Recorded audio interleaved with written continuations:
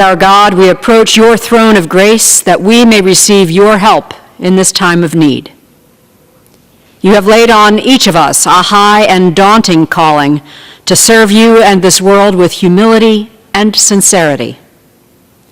On this day especially, may we bring with us to our decision-making not earthly wisdom, but a strength of conscience and integrity of faith, so that when this day is done, we may face this nation, our world, and each other without reproach. More importantly, we pray that in all that we accomplish this day, we would be found blameless in your sight.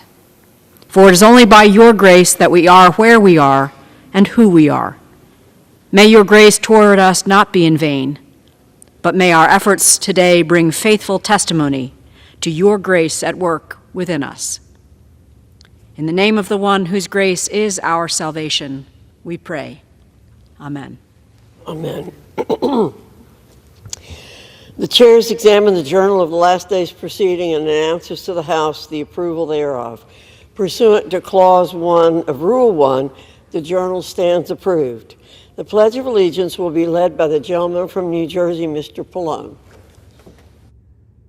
In the Pledge of Allegiance, I pledge allegiance to the flag of the United States of America and to the republic which it stands, one nation under God, indivisible, with liberty and justice for all.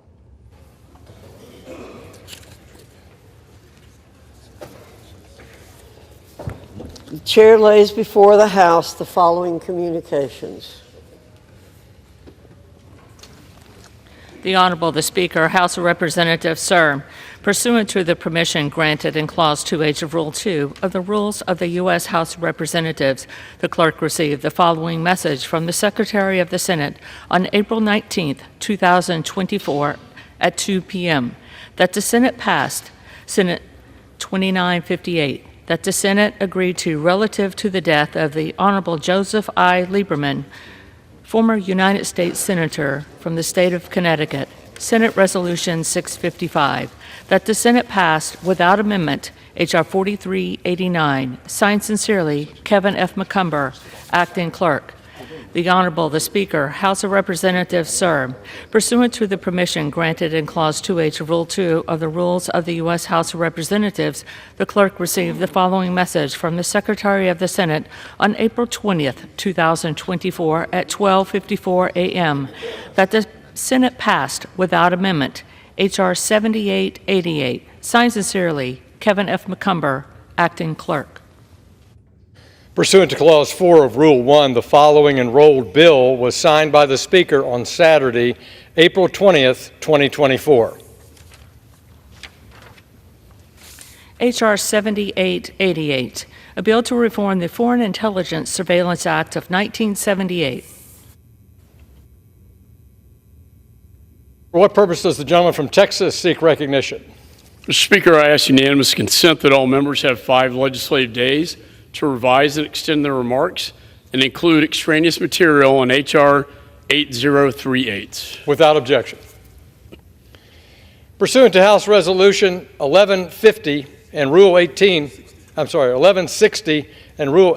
the Chair declares the House in the Committee of the Whole House on the State of the Union for the consideration of H.R. 8038. The Chair appoints the gentlewoman from North Carolina, Ms. Fox, to preside over the Committee of the Whole.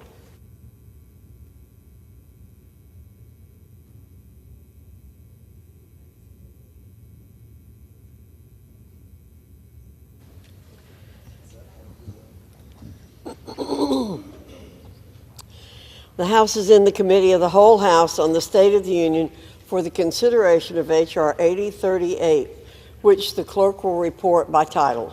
A bill to authorize the President to impose certain sanctions with respect to Russia and Iran and for other purposes. Pursuant to the rule, the bill is considered read the first time. General debate shall be confined to the bill and shall not exceed 30 minutes, equally divided and controlled by the chair and ranking minority member of the Committee on Foreign Affairs or their respective designees.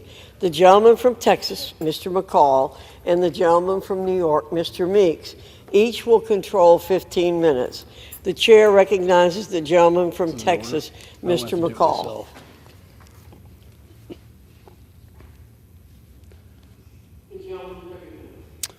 Thank you, Madam Chair. Most serious matters that any committee deals with are matters of war and peace. It's those votes that are the most consequential votes of your career. This is one of those moments. As Secretary Pompeo and General Keane recently wrote in a letter to Congress, quote, "We write at a pivotal moment in our nation's history to applaud your efforts to secure vital support to America's allies and to strengthen America's defenses," end of quote. For they know that the world is on fire. From Putin's full-scale invasion of Ukraine to Chairman Xi threatening Taiwan and the Pacific, to the Ayatollah rearing his ugly head, invading Israel through his proxies. The eyes of the world are upon us, and history will judge us by what we do here and now. I want to thank Speaker Johnson, who has been under enormous pressure. He has said he wants to be on the right side of history, and with this vote today, he absolutely is. He put the interest of the nation above himself. He is truly a profile in courage. President Reagan taught us that peace is achieved through strength, and that is what this bill is about. It's about providing the deterrence so we don't have another war like my father's generation. And that is why I titled it the 21st Century Peace Through Strength Act. This bill includes my Repo Act that allows the transfer of frozen Russian sovereign assets in the United States so that Putin pays for the war he started. This is not just morally the right thing to do, it's also fiscally responsible thing to do on behalf of the American taxpayer for let Putin pay for it. And that's why President Trump's former economic advisor, Larry Kudlow, supports this provision. This bill also protects Americans, especially our children, from the malign influence of the Chinese Communist Party-controlled TikTok. This app is a spy balloon in Americans' phones. It is a modern-day Trojan horse of the CCP used to surveil and exploit America's personal information. This bill also includes the most comprehensive sanctions against Iran that Congress has ever passed, including sanctions on exports of Iranian energy.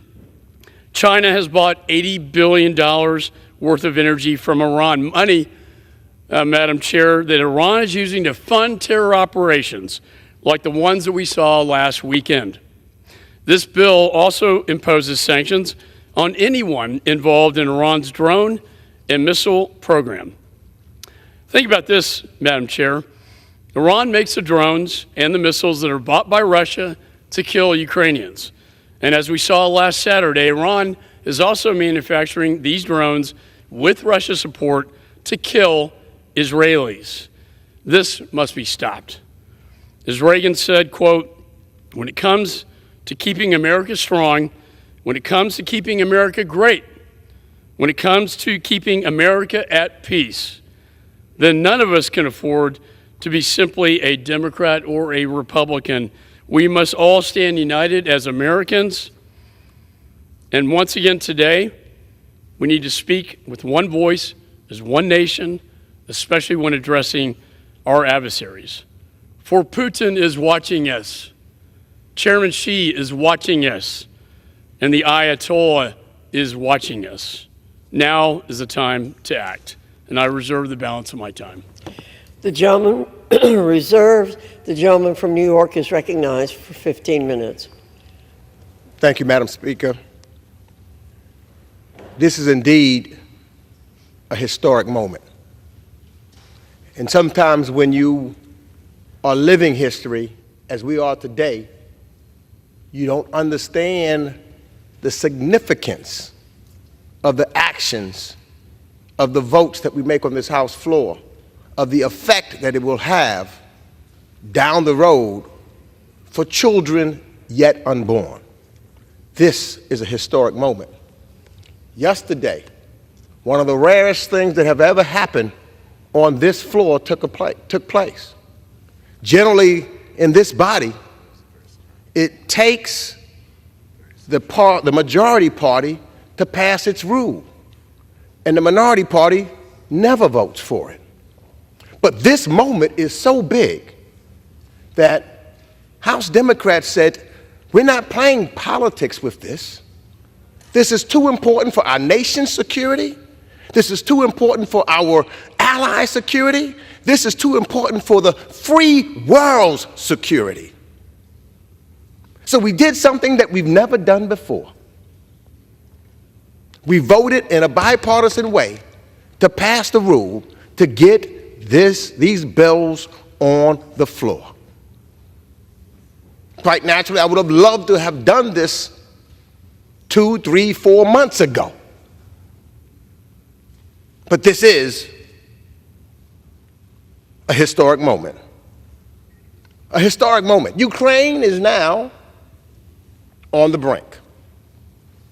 The humanitarian catastrophes in Gaza, in Sudan, in Haiti, and elsewhere require immediate aid. Israel faced an unprecedented direct attack from Iran less than a week ago. And we need to rebuild our industrial base and support a free and open Indo-Pacific. We stand here today, finally,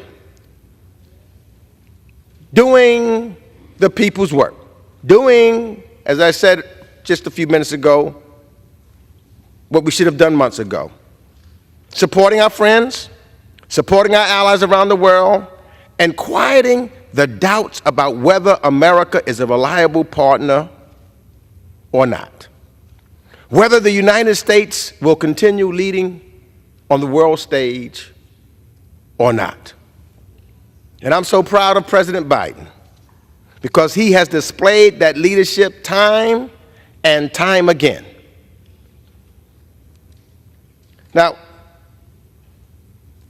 today, we have a number of bills that we need to pass for our national security. On repo, pertaining to the seizure of Russian sovereign assets, there is no doubt that Russia should pay for its crimes against humanity in Ukraine, as Vice President Harris has termed it. This bill importantly irons out legal questions that make sure that the United States does not act alone, but rather in coordination with our G7 and other partners, as we've seen President Biden pull them together immediately. Coordinating with our allies on this issue is important, not just for our standing as a paragon of the rule of law, but for our long-term economic interests. And there is an array of Middle East sanction bills included in this package, including several we voted on this week. Importantly, the majority agreed to add humanitarian exception in 3 of those bills. I had been requesting that for a while. Fortunately and thankfully, we've got it in now. And I hope that going forward, including these exceptions, are a matter of course, rather something added via last-second negotiation.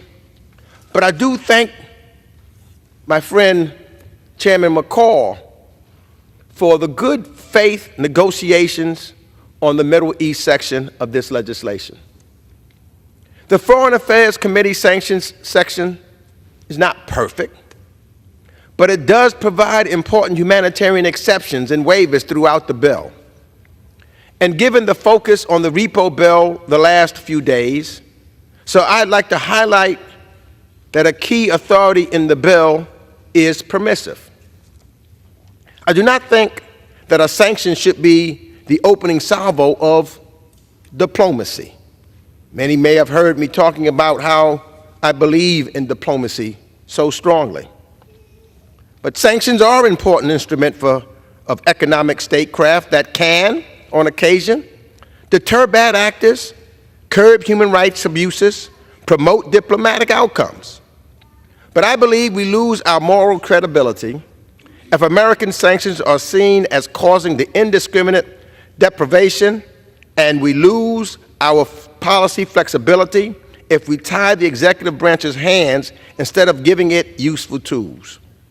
Yet, it's important that would-be invaders and dictators around the world see they will face real consequences if they undermine the international order.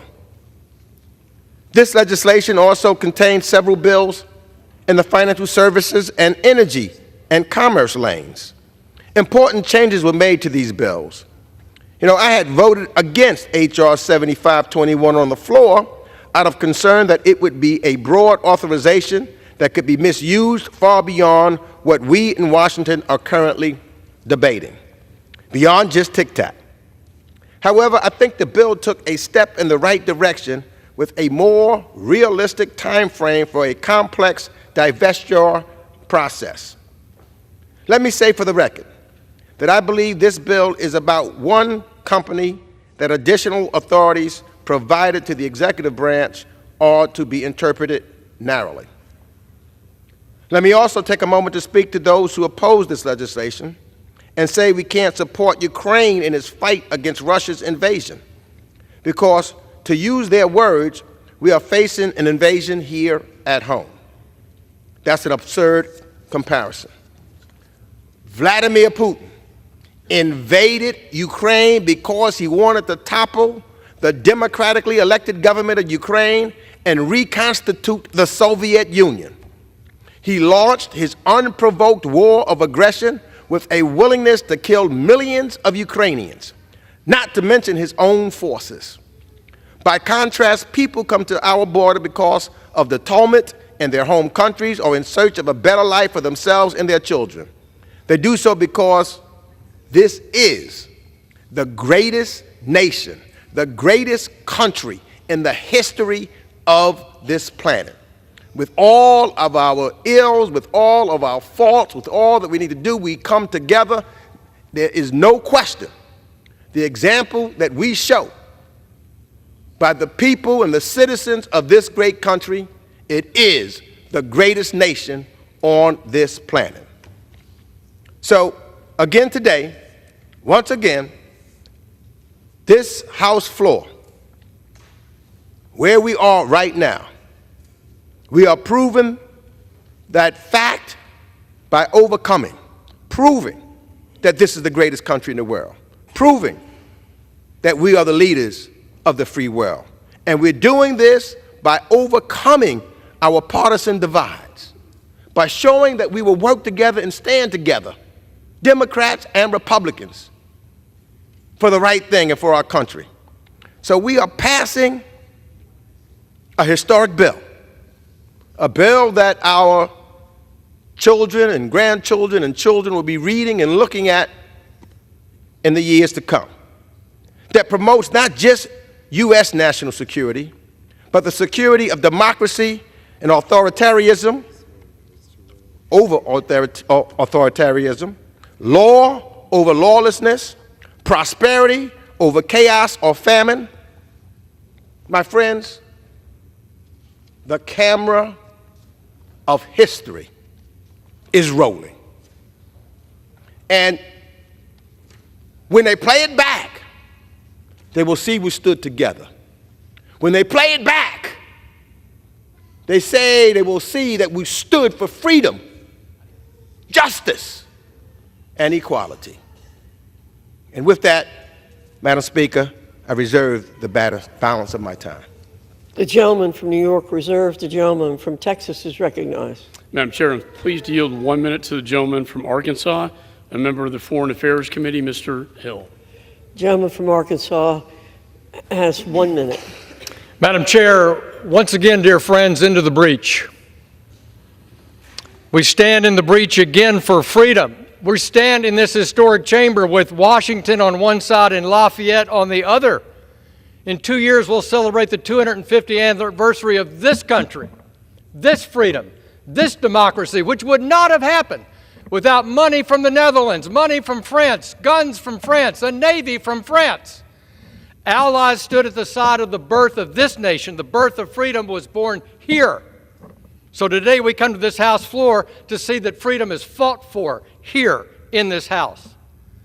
Last week, the Prime Minister of Japan, Kishida, stood on this floor and called this nation the indispensable nation.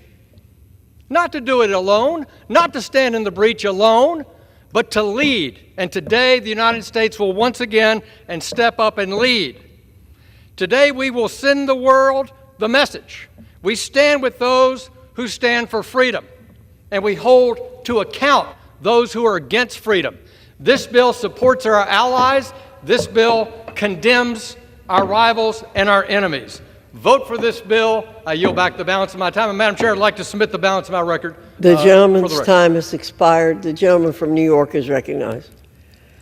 Madam Speaker, I'm proud to yield 2 minutes to the gentleman from Virginia and a member of the House Foreign Affairs Committee, Representative Jerry Connolly. The gentleman from Virginia is recognized for Thank 2 you, minutes. Madam Speaker, and I thank my friend and I thank Mr. McCall for their leadership. Today, with the vote on Ukraine security aid, we rededicate ourselves to who we are. We meet today under the white dome above us, a universal symbol of freedom and freedom-loving people everywhere. And today, we cannot disappoint those who seek what we have, freedom. The freedom to self-determine, the freedom to decide their sovereignty and their alliances and their form of government. America has always stood for that. Will we retreat from that today? And do we understand the choices in front of us? They're clear. Some say, well, we have to deal with our border first. The Ukrainian-Russian border is our border. It's the border between depraved autocracy and freedom-loving people seeking our democratic way of life. Do we have a stake in that outcome? Yes. Undeniably yes. Will we rise to the occasion? Will we stand shoulder to shoulder with our Ukrainian brothers and sisters who for 1,151 days have been holding off the depraved, thuggish dictator Vladimir Putin, who has respected no norms of warfare? He's targeted children in hospitals and schools. He's bombed apartment blocks, killing thousands. He has an advantage right now because of our dithering of 10-1 in terms of artillery shells. And yet our brave Ukrainian brothers and sisters continue to fight. We must meet this test today. We must stand with Ukraine. Slava Ukraine. The gentleman's time has expired. The gentleman from New York reserves. The gentleman from Texas is recognized. Madam Chair, I'm pleased to yield 1 minute to the chairman of the Europe Subcommittee, the gentleman from New Jersey, Mr. Kane. The gentleman from New Jersey is recognized for 1 minute. I thank my good friend, the chairman of the Foreign Affairs Committee, for yielding me time and for his steadfast leadership. Madam Speaker, I rise today in support of H.R. 8038, the 21st Century Peace Through Strength Act. As someone who grew up during the Cold War, I recall when President Reagan quoted and displayed the philosophy of peace through strength. Europe is facing the largest war on the continent since World War II. The Middle East is volatile, and every day the CCP prepares itself for its ultimate goal of invading Taiwan. In the fields of Ukraine, every day in which aid is delayed means more territory for Putin and further emboldens Xi and the Ayatollah in Iran. This is not the time for the United States to back down. In order to preserve peace in the world, we must seize the moment and project strength. I urge passage of this bill and the entire foreign aid package. I yield back the balance of my time. The gentleman from New Jersey yields back. The gentleman from New York is recognized. I now yield 2 minutes to the gentleman from Texas and the ranking member of the Foreign Affairs Subcommittee on the Western Hemisphere, Representative Joaquin Castro. The gentleman from Texas is recognized for 2 minutes. Madam Speaker, I rise in opposition to H.R. 8038 and today's vote to fund Benjamin Netanyahu's war in Gaza. All of us have seen the tragedy of Gaza.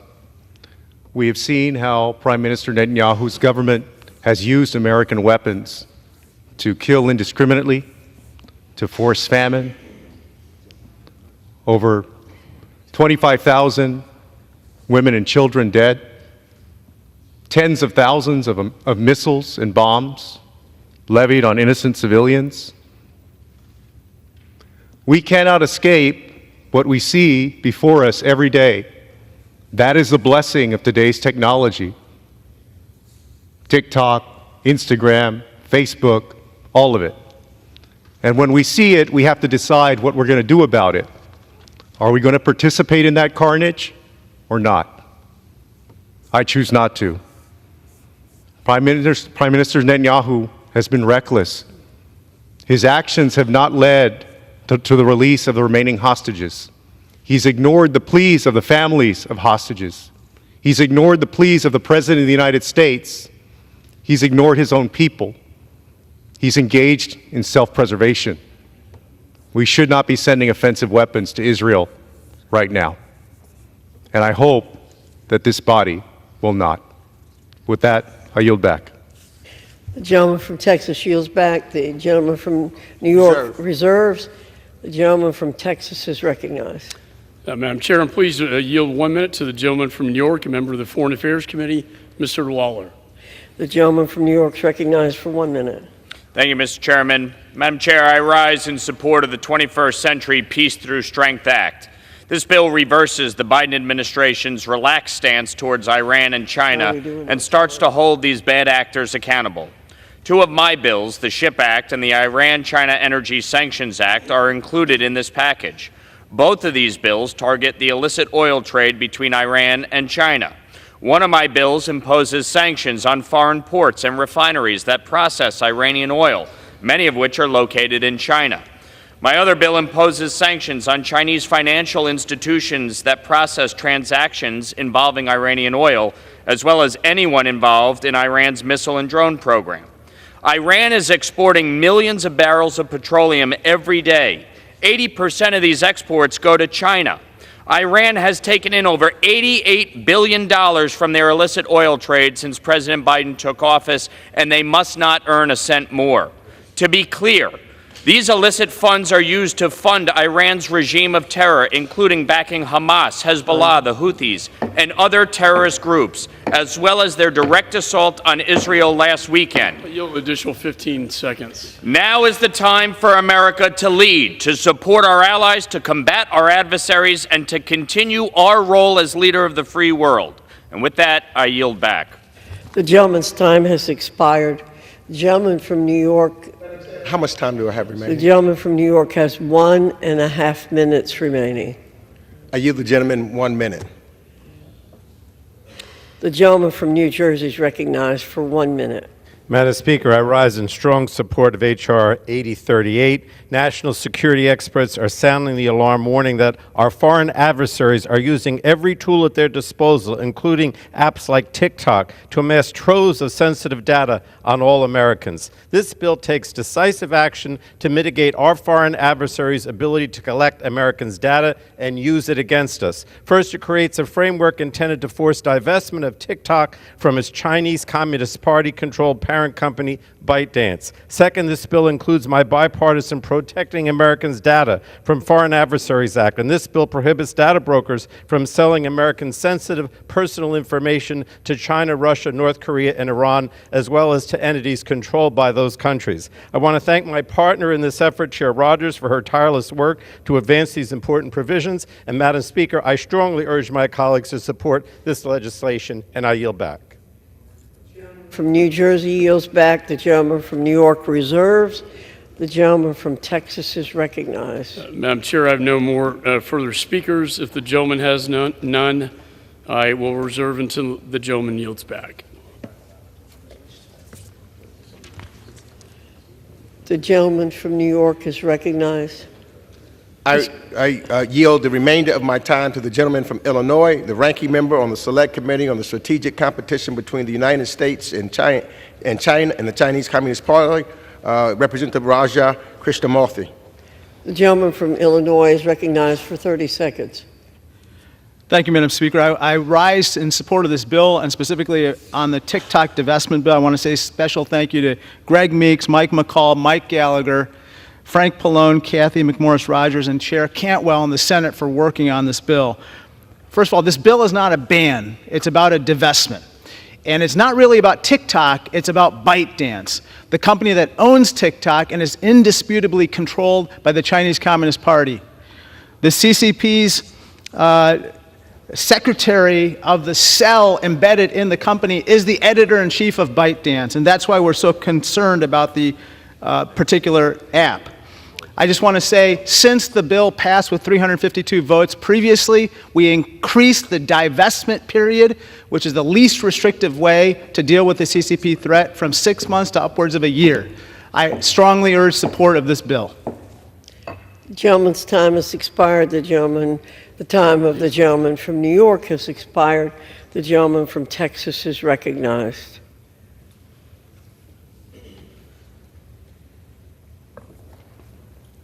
Thank you, Madam Chair. In the late 1930s, Winston Churchill described what he saw as a gathering storm. The forces of Hitler and the axis of evil threatening freedom and democracy. I recall when Mr. Meeks and I were on the border between Poland and Ukraine, watching thousands of mothers and their children fleeing in fear, fleeing their own country after the invasion. And the Poles told us this is just like 1939 when Hitler invaded Poland. Today, we are at a similar inflection point in history. The fall of Afghanistan sent a powerfully dangerous message to our adversaries that America was weak. Almost immediately after the Russian Federation began moving towards Ukraine. And once Chairman Xi met with Putin at the Olympics and cemented their unholy alliance, they invaded. Chairman Xi has become more aggressive in the Pacific. And mark my words, Xi is watching what happens in Ukraine to determine whether he invades Taiwan and the Pacific. And then the Ayatollah raised his ugly head in the Middle East. And last Saturday, the world watched as Iran, for the first time in history, invaded Israel, sending 300 missiles and drones to kill innocent Israelis. These dictators, including North Korea, are all tied together. They are all tied together. We cannot separate them. We don't pick and choose our enemies. They choose us. My father served as a bombardier in World War II. He was part of the greatest generation. I recently took my son to my father's air base in England, where he was stationed. And while there, we visited the church where my father prayed, not knowing if he would live or die. I took my son to the National Cemetery for the U.S. airmen who never made it home. And I pointed to the 4,000 crosses and said, son, those are the ones who did not make it home. And in the chapel there is inscribed on the ceiling, quote, in honor of the airmen who on their last flight met the face of God. Met the face of God. It was a moving experience, father and son, teaching my son, like my father taught me, about the importance of patriotism and the cost of freedom. It was also a reminder of the dangers that we face today. For today, like then, it could have been prevented. Deterrence is the key. As Churchill wrote in his book, The Gathering Storm, quote, "One day, President Roosevelt told me that he was asking publicly for suggestions about what the war should be called. I said, Churchill said, at once, the unnecessary war." Think about that. The unnecessary war. He said, "There never was a war more easy to stop than that which has just wrecked what was left of the world from the previous struggle." I often think about the blood and treasure that could have been saved from my father's generation had we simply stopped Hitler earlier. And now we are faced with a similar opportunity. As Reagan told us, quote, "We know only too well the conflict comes not when the forces of freedom are strong, but when they are weak." He was right. Our adversaries are working together to undermine our Western values and demean our democracy. We cannot be afraid at this moment in time. We cannot be afraid of our shadows. We must be strong. We have to do what's right. Evil is on the march. History is calling, and now is the time to act. For the world is watching. Our adversaries are watching us here today, and history will judge us all by our actions here today and now. So as we deliberate on this vote, you have to ask yourself the question, am I Chamberlain or am I Churchill? And with that, I yield back.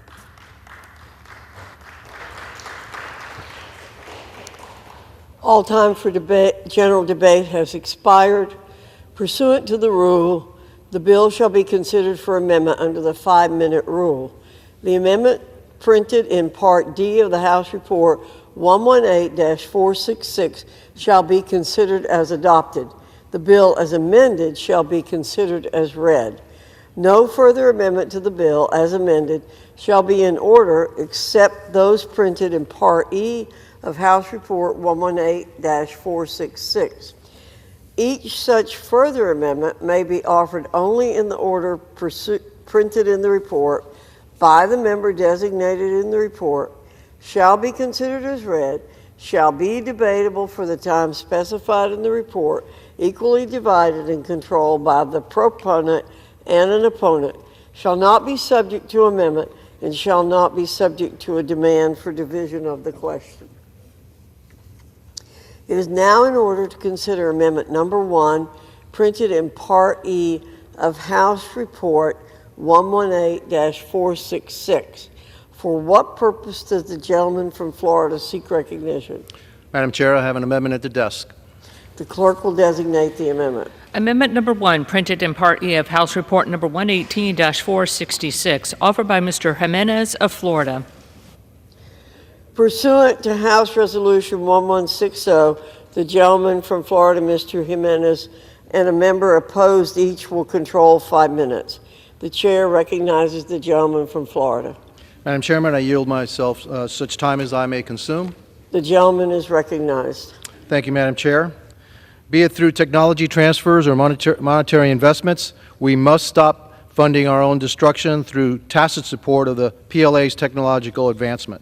This amendment requires that the annual China Military Power Report to provide an assessment of the PRC's developments in critical and emerging technologies relevant to any advancement of the PLA capabilities, any involvement in the CCP's civil-military fusion program, or any involvement in the development of the CCP's state surveillance initiatives. This amendment also calls on the Department of Defense, the Department of State, and other agency partners to list all Chinese companies involved in the development of this critical technology and determine if any U.S. technology components are used by these companies or if any U.S. capital is invested in these companies. This is critical information to have. American dollars and ingenuity should not be building the CCP's techno-totalitarian surveillance state and should not be funding its gross human rights abuses. We must recognize the risk of support for entities involved in Xi's civil-military fusion program and understand why any technological development made in China on the civil side instantly goes to support military advancements.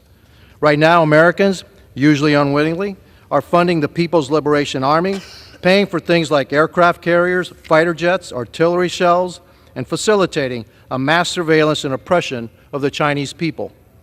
I think the bottom line, from my perspective, is that the CCP is an adversary, and you don't defeat an adversary or deter an adversary by shoveling billions of dollars into their military and technology programs. Every time we allow this to happen, we are closing the capability gap between our military and the PLA, giving the upper hand to our greatest adversary, the only country with the intent, will, and capability to reshape the international order, and that's China. I urge my colleagues to support this amendment, and with that, I reserve the balance of my time. The gentleman from Florida reserves the balance of his time.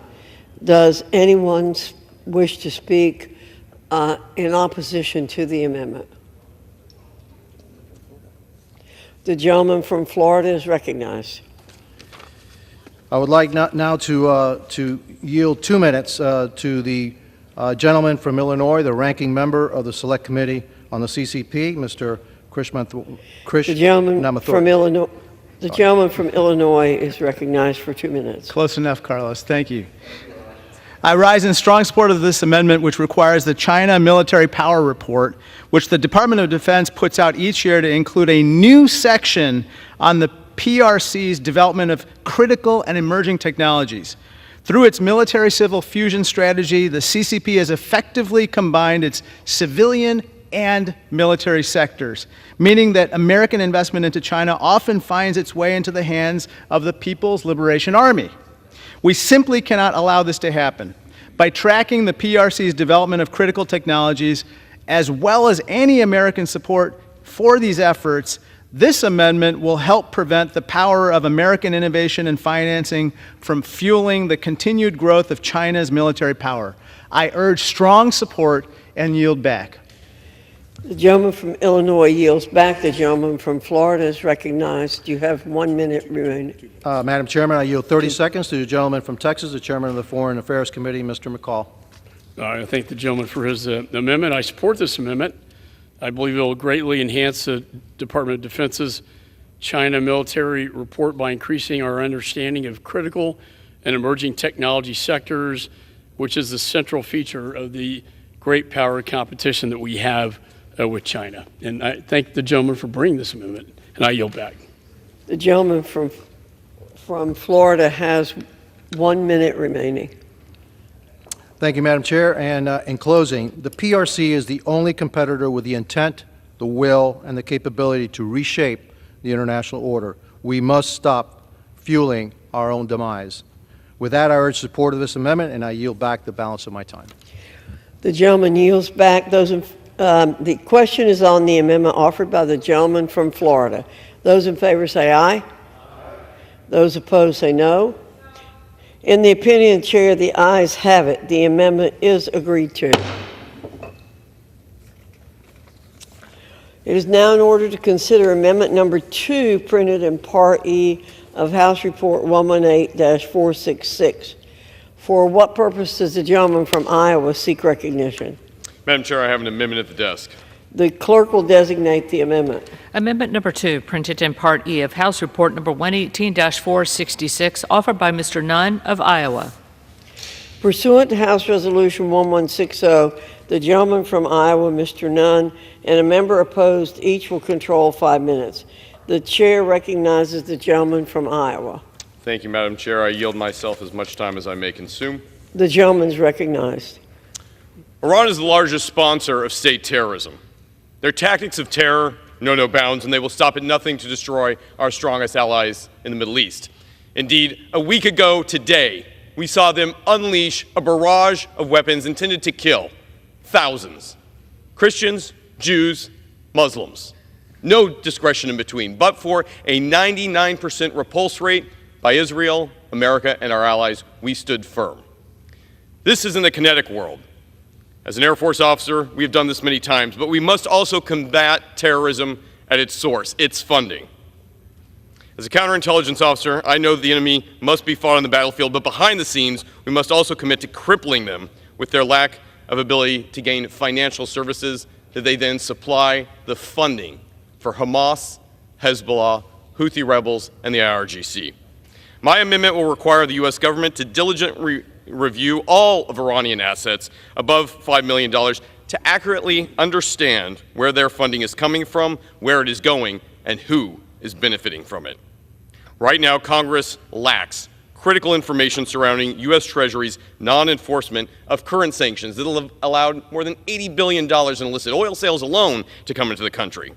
And this amendment requires transparency, so Congress and the American people never have to hear about billions potentially being transferred to Iran through the press and not through this administration.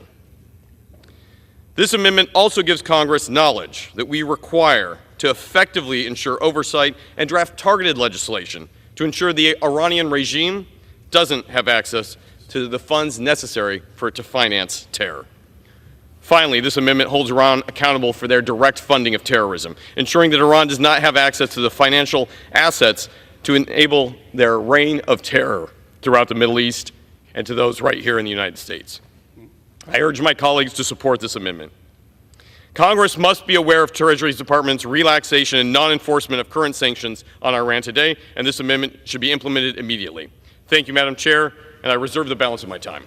The gentleman from Iowa reserves. For what purpose does the gentleman from New York seek recognition? I rise to claim time in opposition to this amendment. The gentleman is recognized for 5 minutes.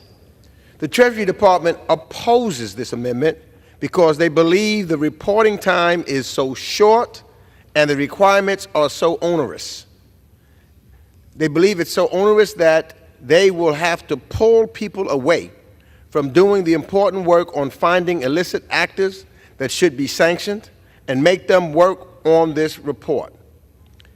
There is also concerns about business confidentiality here, and I'm guessing if there were more time, we could make changes in this bill. We could work together to make it more workable and strike a deal here. But given that this is up or down vote on the floor for an amendment now, I must oppose. With that, I yield back the balance of my time. Back. The gentleman from Iowa is recognized. Thank you, Madam Chair. I appreciate the gentleman's comments. I would state the Constitution establishes Congress as a co-equal branch. Time delays alone cannot be the reason to not move forward immediately. And with that, I would yield my time for 30 seconds to the Chairman, Mike McCall from Texas, for his great work in defending Israel and supporting a sanctioned regime in Iran.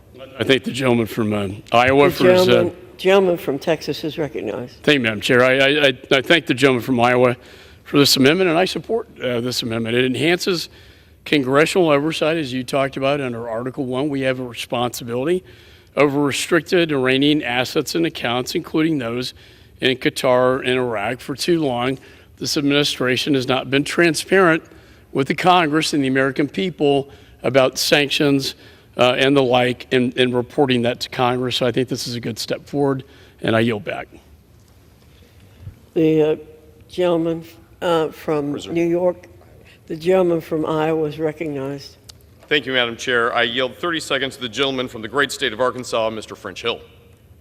Gentleman from Arkansas is recognized for 30 Thank you, Madam seconds. Chair. Thank you, Mr. Nunn. Thank you, Chairman McCall. I stand in support of this amendment. We have to counter Iran's illicit use of funds any way we can to stop their reign of terror and their attack on our ally Israel.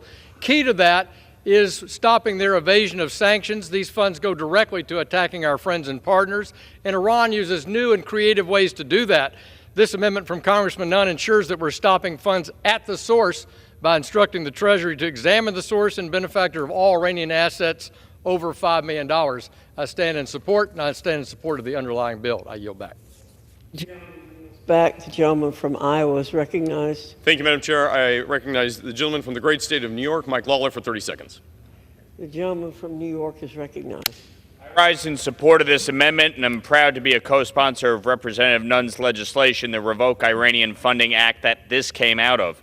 In the wake of the appalling terrorist attack against Israel, it's clear that we must work to confront Iran and its surrogates in the region with a strong sanctions regime. Iran is the largest state sponsor of terrorism in the world, spending its money on terror, on developing nuclear capabilities, on taking hostages to use for bargaining purposes, and on funding the criminal IRGC. Among other provisions, this common-sense measure would provide transparency on which sanctions authorities the President is failing to exercise and where we can continue to cut off Iran's funding. I urge all of my colleagues to support this amendment, and I yield back. The gentleman's time has expired. The gentleman from Iowa is recognized. Thank you, Madam Chair. I recognize my colleague and Wing Commander, Mr. Don Bacon from Nebraska, for 30 seconds. The gentleman's recognized. I stand in support of this amendment. We have to be clear-eyed. Iran is our adversary. They've killed 609 Americans in Iraq. They've fueled and energized or armed the Hamas that conducted the attacks on 7 October. They armed the Hezbollah. They armed the Houthis. We should go after all of their assets. We should choke every dollar that we can, because every dollar they have fuels terrorism. I stand in support of Zach Dunn's amendment. Thank you. The gentleman from Iowa is recognized for 45 seconds. Thank you, Madam Chair. Today we stand at a crossroads on a precipice. The result is the effect of an Iranian regime that is directly threatening not just our allies in the Middle East, but has access to funds that directly threaten us. And so while I respect my colleagues on the other side of the aisle, I would ask that they come forward at this important juncture to make sure that these funds are restricted from the use of terrorism that flows directly to harm those American soldiers who lost their lives just months ago, fellow veterans and combat in arms. I thank the 9/11 families, the Foundation for Defense Funds, and all of those who have come forward to support this very important measure. With that, Madam Chairwoman, I reserve. The gentleman's time has expired. The question is on the amendment offered by the gentleman from Iowa. Those in favor say aye. Those opposed, no. In the opinion of the chair, the ayes have it. The amendment is agreed to. Ask for a roll call vote. The gentleman from New York asked, the pursuant to Clause 6 of Rule 18, further proceedings on the amendment offered by the gentleman from Iowa will be postponed.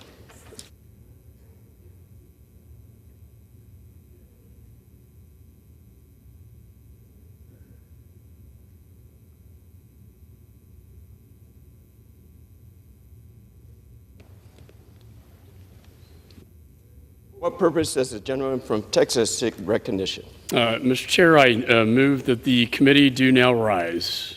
The question is on the motion that the committee rise. All those in favor say aye. All those opposed say no. The ayes have it. The motion is adopted accordingly. The committee rises.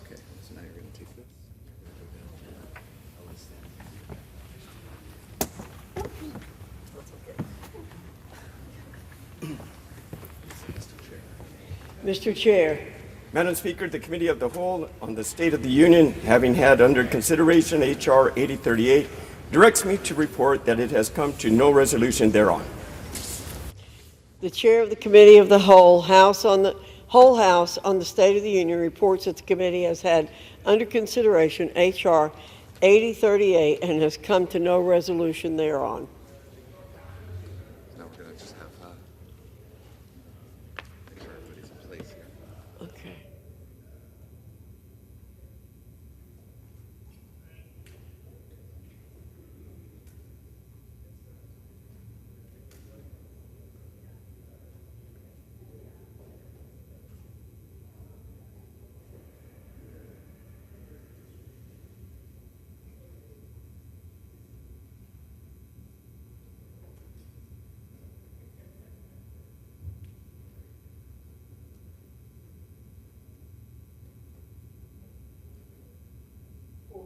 Does the gentleman from Oklahoma seek recognition?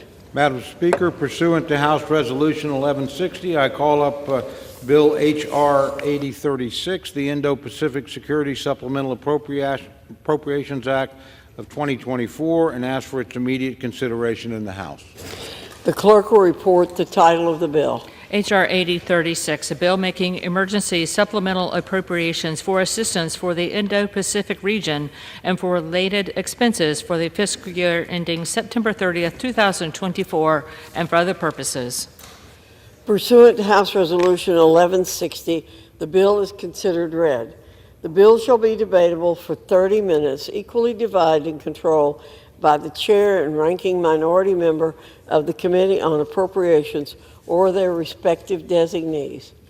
The gentleman from Oklahoma, Mr. Cole, and the gentlewoman from Connecticut, Ms. DeLauro, each will control 15 minutes. The chair recognizes the gentleman from Oklahoma. Madam Speaker, I ask unanimous consent that all members may have 5 legislative days in which to revise and extend their remarks and include extraneous material on the measure under consideration. Without objection. Madam Speaker, I yield myself such time as I may consume. The gentleman is recognized. Thank you, Madam Speaker. I rise today to offer H.R. 8036, the Indo-Pacific Security Supplemental Act of 2024.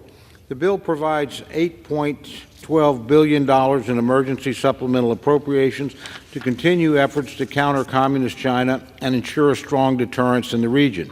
It includes $3.3 billion to develop submarine infrastructure, $2 billion for the Foreign Military Financing Program for Taiwan and other key partners in the regions, $1.9 billion to replenish defense articles and defense services provided to Taiwan and regional partners, $542 million to strengthen U.S. military capabilities in the region, and $133 million to enhance the production and development of artillery and critical minerals.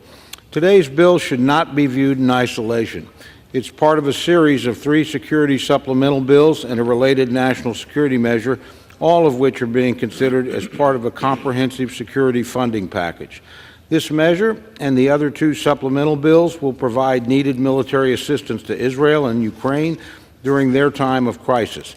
Will provide support for Taiwan as it confronts aggression from the Chinese Communist Party, and will provide support for the U.S. military forces operating in Europe, the Middle East, and Asia, including the critical replenishment of American stocks of ammunition. America's greatest writer, Mark Twain, is reputed to have said that history does not repeat itself, but it does sometimes rhyme. Tragically, the past 2 years have produced echoes of a dark time in world history, the 1930s. In the 1930s, evil regimes bent on aggression, domination, and even genocide took their first steps down a dark road that would eventually lead to World War. Tragically, the democratic West turned inward then, standing idly by while fascist regimes began to take aggressive actions against their weaker neighbors. There was time then to put a stop to aggression, if only we had had the fortitude and the wherewithal to stand firmly on the side of freedom. Today we're seeing uncomfortable parallels to that dark time. In Europe, Vladimir Putin launched an unjust and illegal invasion of his democratic neighbor, Ukraine.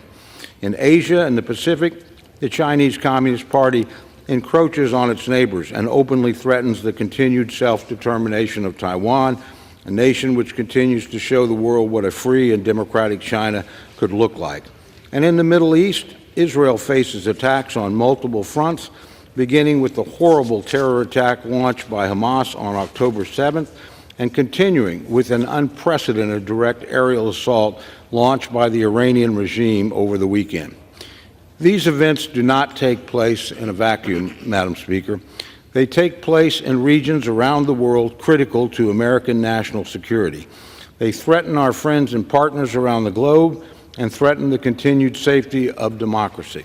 The security of our fellow democratic states is our security, and protecting their security is undoubtedly in America's national interest. Some of the greatest American leaders of the 20th century recognized this fundamental reality.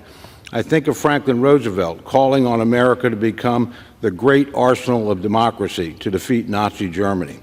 And I think of Ronald Reagan reminding us that the preservation of a peaceful, free, and democratic Europe is essential to the preservation of a peaceful, free, and democratic United States. Madam Speaker, peace through strength cannot be delivered through appeasement. We cannot wish our way to national security, and we cannot thrust our heads into the sand while aggressive nations threaten their neighbors.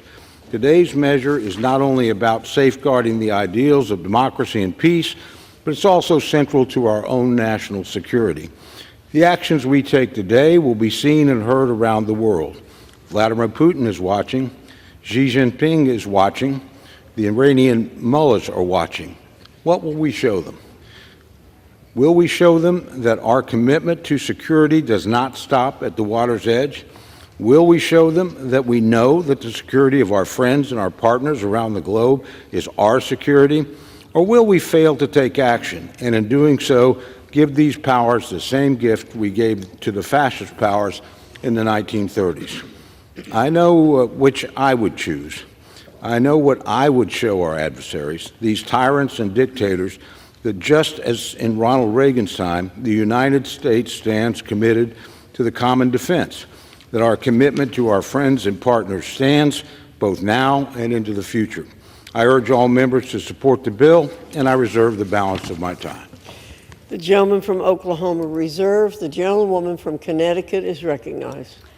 Madam Speaker, I rise in strong support of the Indo-Pacific Security Supplemental Appropriations Act, which will provide our allies in the Indo-Pacific region with the support they need to counter China's aggressive and adversarial posture. The post-World War order, U.S. leadership, and our historic and strong allyship with Japan, Taiwan, South Korea, and the Philippines have created enduring peace and prosperity for much of the region. Retreating from Asia under the guise of putting, quote, America first would be a colossal mistake and would yield the fate of democracy and freedom in the Western Pacific to the whims of an autocratic communist government of the People's Republic of China. China is expanding its military capabilities at a rapid pace and is using its influence to suppress dissenters. We have already seen rollbacks of once ironclad rights and freedoms in places like Hong Kong. This bill provides $3.9 billion to support Taiwan and other allies and to replenish our own equipment stocks, as well as $3.3 billion for the AUKUS Trilateral Security Partnership. The world is watching and waiting to see if the America that they know is ready to stand for freedom and democracy and against tyranny.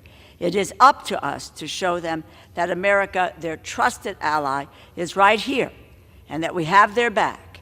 We must demonstrate that our word can be counted on. Xi is watching. Our friends in Taiwan, Japan, Korea, and the Philippines are watching.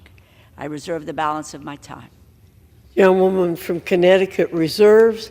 The gentleman from Oklahoma is recognized. Thank you, Madam Chair. I yield to the gentleman from Arkansas, the chairman of the Subcommittee for Transportation, Housing, and Urban Development of the Appropriations Committee, Mr. Womack, for 4 minutes.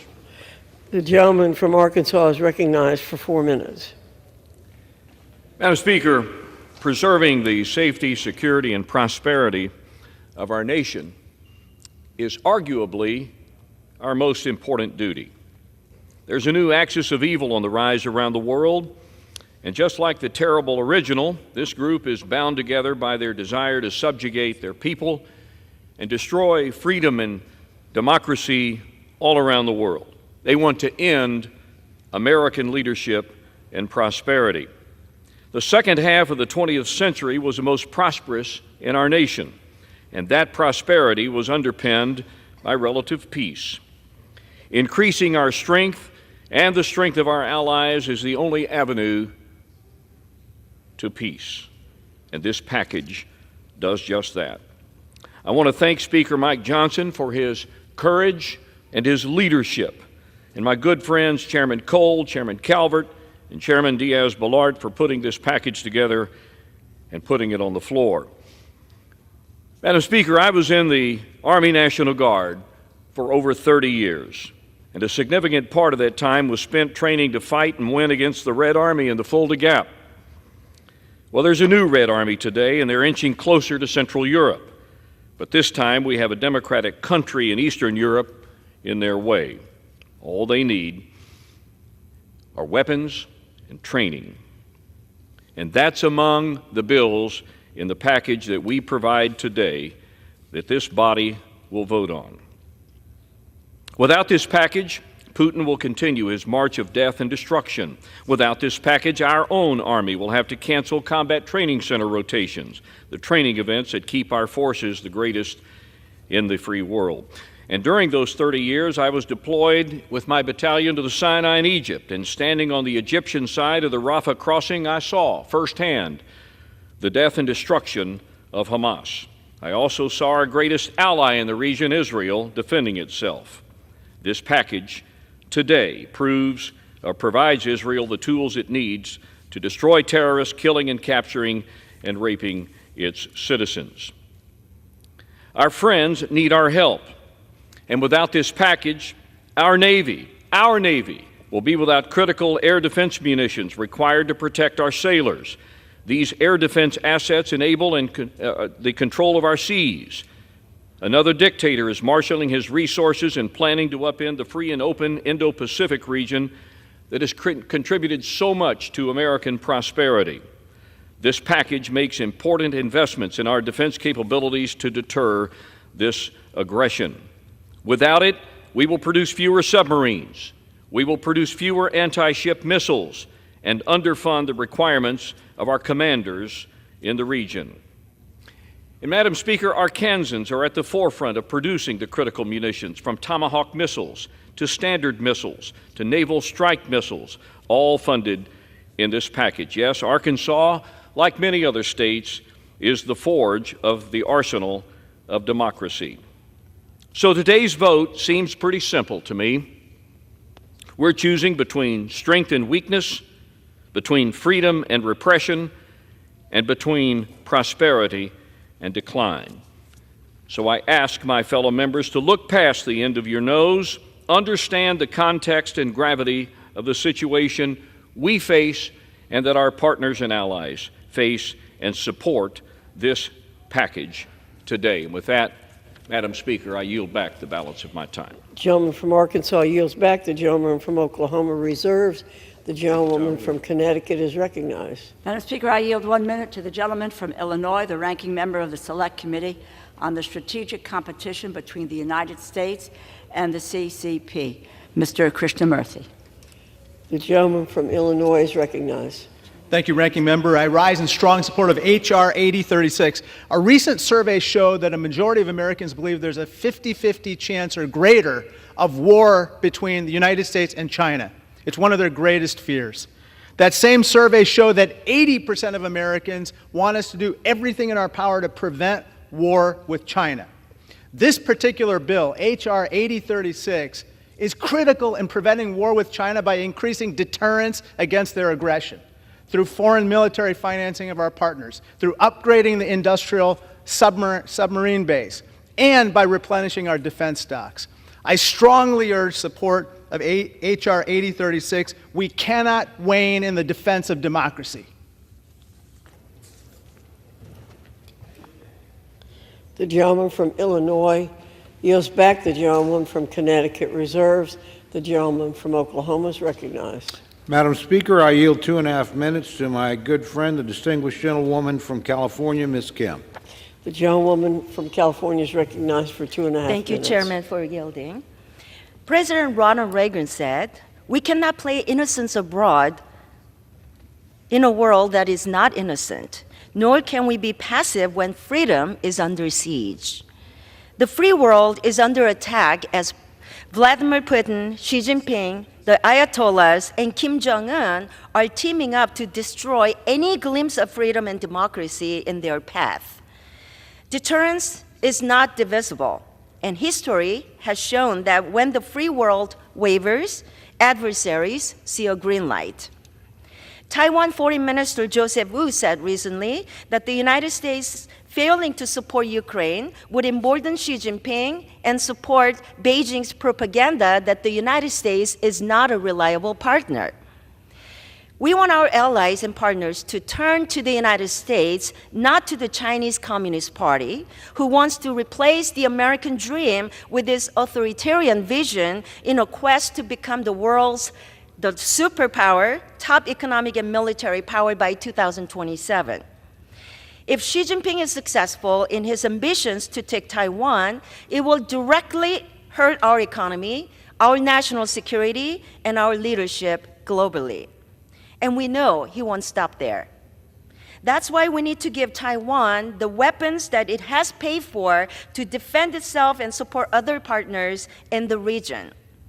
And this bill reaffirms our support by increasing foreign military financing and revamping our submarine industrial base as we implement Pillar 1 of the AUKUS agreement, which allows for the sale of nuclear-powered submarines to Australia and the United Kingdom. For America to continue to shine as a beacon of hope and freedom, we need our allies and partners to trust us and our adversaries to respect us. This is about freedom versus authoritarianism. This is about maintaining a world order that is safe for future generations. History will judge this institution and our country based on how we vote today. The world is watching us, and we need to deliver. So I urge my colleagues to meet this critical moment and pass H.R. 8036, Indo-Pacific Security Supplemental Act. Thank you. With that, I yield back. The gentlewoman from California yields back. The gentleman from Oklahoma reserves. The gentlewoman from Connecticut is recognized. Madam Speaker, I yield 1 minute to the gentleman from Connecticut, Mr. Courtney, a member of the Armed Services Committee and ranking member on the Sea Power and Projections Subcommittee. Mr. Courtney. The gentleman from Connecticut is recognized for 1 minute. Thank you, Madam Speaker. I rise in strong support of the Indo-Pacific Security Supplemental Act. This bill makes critical investments to integrated deterrence in the Indo-Pacific. It fulfills the U.S. Indo-Pacific Command's unfunded priorities and uplifts the U.S. submarine industrial base in support of the trilateral AUKUS security agreement. Its $3.3 billion investment in submarines will both expand production capacity of the Virginia and Columbia class programs and provide Navy with resources to get more attack submarines out of maintenance delays and into the fleet. This supplemental was crafted last fall in tandem with House-Senate passage of AUKUS authorities. It will turbocharge AUKUS with real capital and match the Australian government's commitment to invest $3 billion into the U.S. industrial base. This supplemental, along with continued procurement of 2 Virginia subs per year, will ensure that our Navy has sufficient inventory to sell 3 subs to Australia in the early 2030s, as the agreement calls for. I want to salute Mr. Cole and Ms. DeLauro for their steadfast leadership bringing this measure to the floor so that our nation will renew its role that Franklin Roosevelt described as the arsenal of democracy. I urge passage and yield back. The gentleman's time has expired. The gentlewoman from Connecticut reserves. The gentleman from Oklahoma is recognized. Thank you, Madam Speaker. I yield 1 minute to my very good friend, the distinguished gentleman from South Carolina, Mr. Wilson. The gentleman from South Carolina is recognized. Thank you, Madam Speaker. The visionary Ben Shapiro, editor emeritus of the Daily Wire and host of the top conservative podcast in America, wrote, "Why Mike Johnson is correct" on Thursday. His defense of Mike Johnson has been reinforced by Mark Levin and General Jack Keane. In supporting the people of Taiwan is crucial to be a deterrence to the Chinese Communist Party invading and saving hundreds of thousands of lives. As the son of a flying tiger in World War II, who served in Kunming, Chengdu, and Xi'an, I grew up with appreciation of the people of Chinese heritage. America will stand with the people of Taiwan, with South Korea, Japan, Israel, and Ukraine. We're the greatest nation on earth, and we have to act like this. This is a basic Reagan republicanism. In conclusion, God bless our troops who have successfully protected America for 20 years as the global war on terrorism moves from the Afghanistan safe haven to America. We do not need new border laws. We need to enforce existing laws. Biden shamefully opens borders for dictators as more 9/11 attacks across America are as imminent, as repeatedly warned by the FBI. I yield back. The gentleman from South Carolina yields back. The gentleman from Oklahoma reserves. The gentlewoman from Connecticut is recognized. Madam Speaker, I yield 1 minute to the gentleman from Tennessee, Mr. Cohen. The gentleman from Tennessee is recognized for 1 minute. Thank you, Madam Speaker, and thank you, Mr. Lara. Speaker Johnson said he was a wartime speaker, and he was a child of the 80s influenced by Reagan, who went to the Berlin Wall and said, "Mr. Gorbachev, take down this wall." I'm a child of the 60s and John Kennedy, and I heard him say in his inaugural address, "Let every nation know, whether it wishes us well or ill, that we shall pay any price, bear any burden, meet any hardship, support any friend, oppose any foe to assure the survival and the success of liberty. Mr. Reagan and Mr. Kennedy each expressed what is the will and the heritage of the American government in supporting freedom and liberty around the world. These bills that protect the Indo-Pacific, Israel, and Ukraine protect these countries against attacks on their sovereignty and their existence. They are free and countries that celebrate democracy, and we have a duty to support them, and we're engaging in that American tradition. I support the bills and urge everyone to do so. I yield back the balance of my time. The gentleman from Tennessee yields back. The gentlewoman from Connecticut reserves.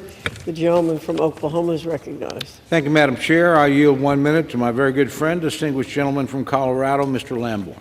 The gentleman from Colorado is recognized for 1 minute. I thank the gentleman. History is watching us today. The whole world is watching us today. Winston Churchill, before World War II, spoke of those like Neville Chamberlain who chose dishonor over war and ended up with both. Likewise, isolationists today who choose to retreat from helping our friends who are being threatened and invaded will find that the struggles of our friends will sooner or later follow us home. Our standing in the world is at stake with our vote today. We can choose dishonor, or we can choose to help friends who are oppressed by strong and malignant neighbors. Speaker Mike Johnson has chosen honor and is to be commended. Taiwan, Israel, and yes, Ukraine desperately need our help. Vote for all 4 bills. Choose honor over dishonor. I yield back. The gentleman from Colorado yields back. The gentleman from Oklahoma reserves. The gentlewoman from Connecticut is recognized. Madam Speaker, I yield 1 minute to the gentleman from Virginia, Mr. Byer. The gentleman from Virginia is recognized for 1 minute. Thank you. Madam Speaker, I rise to celebrate the good news for our allies in the Indo-Pacific and the Ukrainian people that the House is finally doing the right thing. Today, moral courage and sound strategic thinking finally defeat the partisan cynicism and the political calculation of a small minority of this body who have held our national interests hostage. Some of my colleagues say America should reject our role as the world's dominant power, ignore our geopolitical foes as they move aggressively against our interests and menace our allies. They are wrong. While it is deeply unfortunate that it took this long for wiser voices to prevail, the House is stepping up today to proclaim the American strength and send bold support to Ukraine and the Indo-Pacific. The Ukrainian people did not choose this war, and Ukraine was invaded by a bloody tyrant whose designs to go far beyond Ukraine. If allowed to go expand unchecked, Russian and Chinese aggression will only make a deadly global confrontation more likely. This moment is long overdue, and we can only hope that this delay will not result in lasting damage to Ukraine's war efforts. But it's my deepest hope that this victory in Congress will help make possible Ukraine's ultimate victory on the battlefield. I yield back. The gentleman from Virginia's time has expired. The gentlewoman from Connecticut reserves. The gentleman from Oklahoma is recognized. Madam Speaker, may I inquire how much time remains for each side? The gentleman from Oklahoma has 1.5 minutes remaining.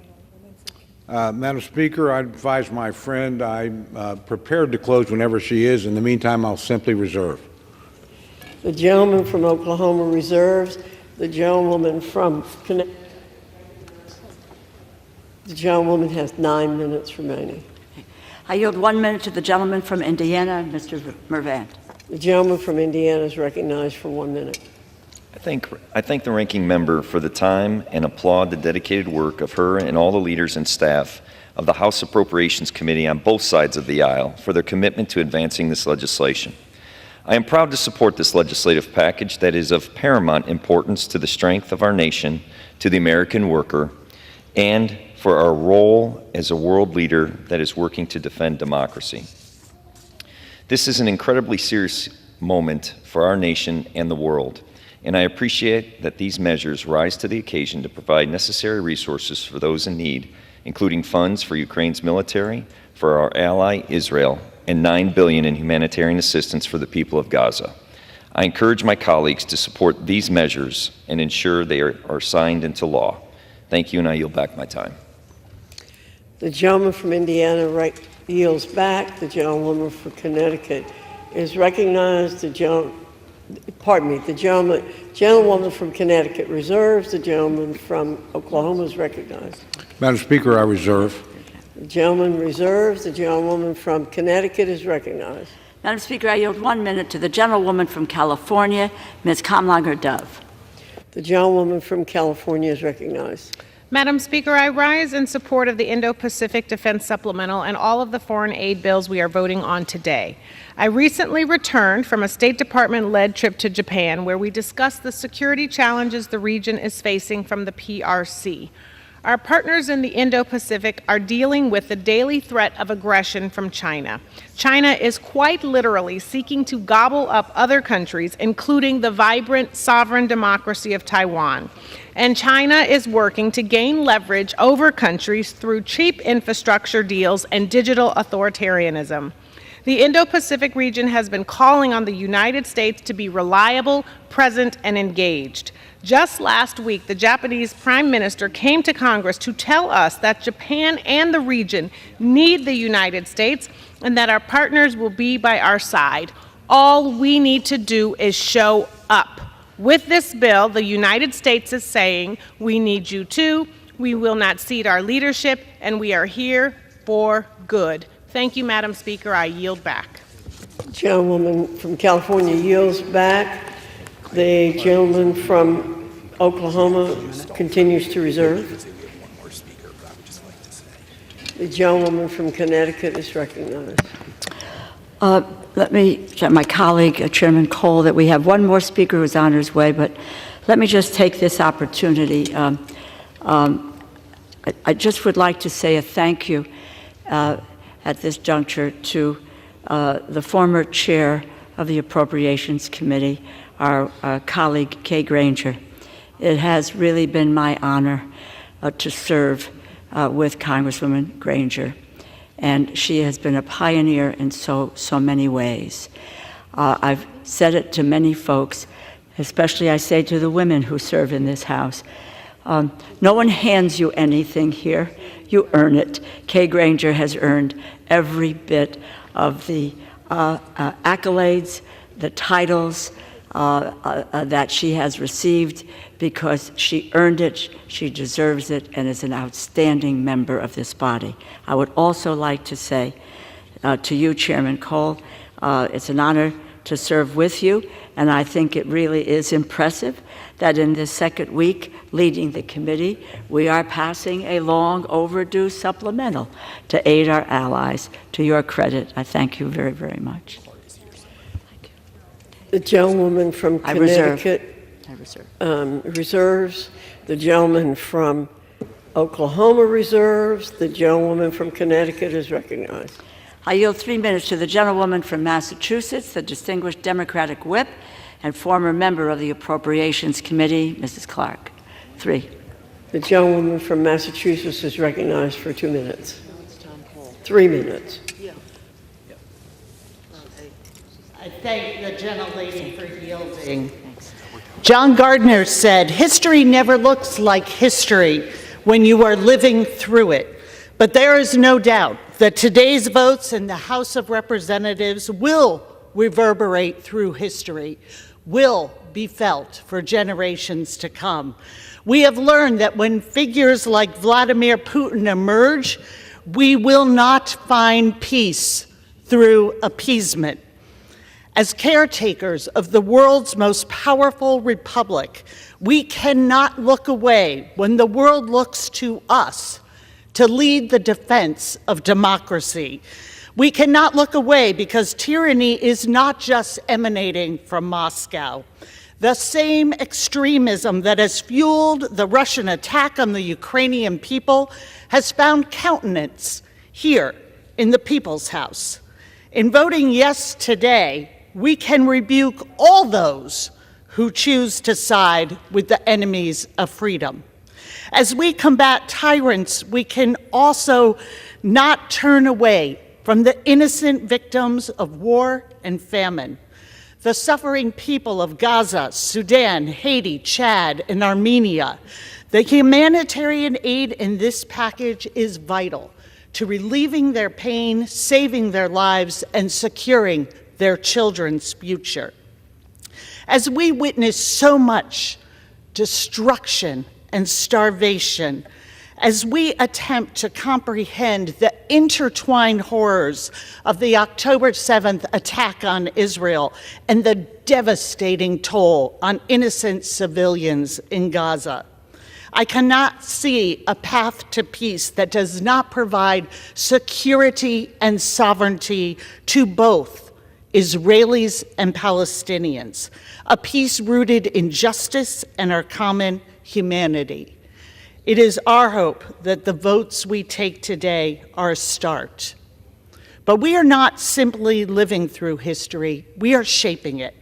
We have the opportunity today to shape a future that is more just, more equitable. The bills before us today are not perfect. They consider very complex and painful issues, but they are a critical step forward, and I urge my colleagues to join me in taking it. I yield back. The gentlewoman from Massachusetts yields back. The gentleman from Oklahoma reserves. The gentlewoman from Connecticut is recognized. Madam Speaker, I yield back the balance of my time. The gentlewoman yields back. The gentlewoman yields back. The gentleman from Oklahoma is recognized. Thank you, Madam Speaker. I yield myself the balance of my time. I want to begin by thanking the Speaker and the Rules Committee, particularly my good friends Chairman Burgess and Ranking Member McGovern, for structuring this debate so every member in this chamber would have an opportunity to express their opinion on every issue. This is really a very welcome gift. Nobody's being jammed. Everybody can voice their own opinion. I want to thank my good friend, the ranking member of the Full Appropriations Committee, for working with me. We've had a long friendship and a long professional relationship, and I look forward to the years ahead working with her. But finally, Madam Speaker, I want to urge all our colleagues to support all four of these bills. We are, as Speaker after Speaker has said, at a critical moment in our history. We need to stand firm. We need to send a clear signal to the rest of the world, so please pass the bills. With that, Madam Speaker, I yield back my time. The gentleman from Oklahoma yields back. All time for debate on the bill has expired. It's now in order to consider the amendment printed in Part C of House Report 118-466. For what purpose does the gentleman from California seek recognition? Madam Speaker, I have an amendment at the desk. The clerk will designate the amendment. Amendment number 1, printed in Part C of House Report number 118-466, offered by Mr. Issa of California. Pursuant to House Resolution 1160, the gentleman from California, Mr. Issa, and a member opposed, each will control 5 minutes. The chair recognizes the gentleman from California. Madam Speaker, we meet in an extraordinary session here on a Saturday, and we do so because Iran has fired missiles over our very ships intended to land on our ally Israel. We meet here on a Saturday because Russia has invaded Ukraine and continues an aggression that will not stop there. But we also meet here in order to provide a protection and a preventative funding to our allies in the Indo-Pacific. Included in those allies in this amendment must be the Philippines. Only days ago, the President of the Philippines and the Prime Minister of Japan met with our President in a trilateral meeting for the first time in literally, I believe, history. They did so to talk about many things, including the joint agreement for defense that includes Japan and the U.S., both participating in the Philippines in their defense on their soil by their invitation. That is how grave the threat from China is, and how nothing will do a better job of preventing yet a third major area of conflict than peace through strength. And so, Madam Speaker, I urge the support for this amendment and reserve the balance of my time. Gentleman from California reserves. The gentlewoman from Connecticut is, for what purpose does the gentlewoman from Connecticut seek recognition. Madam Speaker, I claim the time in opposition, though I am not opposed to the amendment, and I yield Without objection, the gentlewoman is recognized for 5 minutes. I yield 1 minute to the gentleman from Virginia, Mr. Scott. The gentleman from Virginia is recognized for 1 minute. Thank you, Madam Speaker. I rise today in support of the amendment that I joined with Congressman Issa and Moylan in support of foreign military funding for the Philippines. Earlier this month, as co-chair of the U.S.-Philippines Friendship Caucus, I had the opportunity to meet with the President of the Philippines, along with members of the Philippine House of Representatives, to discuss important bilateral relationship between our two countries. In these discussions, we emphasized a shared maritime vision of keeping peace and freedom, particularly in the South China Sea. And as the gentleman from California mentioned, we were pleased to see the Biden administration recognize this important relationship, particularly by enhancing the Defense Cooperation Agreement. This which to allow the United States and the Philippines to better address the shared challenges in the Indo-Pacific region. I urge my colleagues to support the amendment and yield back the balance of my time. The gentleman from Virginia yields back. The gentlewoman from Connecticut reserves. The gentleman from California is recognized. Madam Speaker, it's my honor to recognize and yield 1 minute to the gentleman from Guam. The gentleman is recognized for 1 minute. Thank you, Madam Speaker. I rise today to emphasize the importance of supporting our ally, the Philippines, as they stand on the front lines of China's gray zone warfare in the Philippine Sea. The U.S. needs to further commit to its security cooperation efforts with our friends in the Philippines. Since increasing Philippine foreign military finance in 2022, we have drastically improved in their ability to counter regional threats. Madam Speaker, we can do more. Our Philippine allies are harassed and intimidated daily. This includes high-pressure water cannons against civilian Philippine fishing vessels in their own waters. To show our support, I introduced with Congressman Bobby Scott H-Res 837, reaffirming the ties between the United States and the Philippines. Funding our allies is simple math. Dedicating $500 million in 1 year ensures the protection of 9 critical military bases and posts, protecting 11 million Filipino citizens across 300,000 square kilometers. The Philippine Department of National Defense has stored record with military operations planning with U.S. Indo-PACOM leaders, and to meet further fight to force. I thank my colleague, Mr. Isaac, for submitting this amendment, and I yield back. The gentleman's time has expired.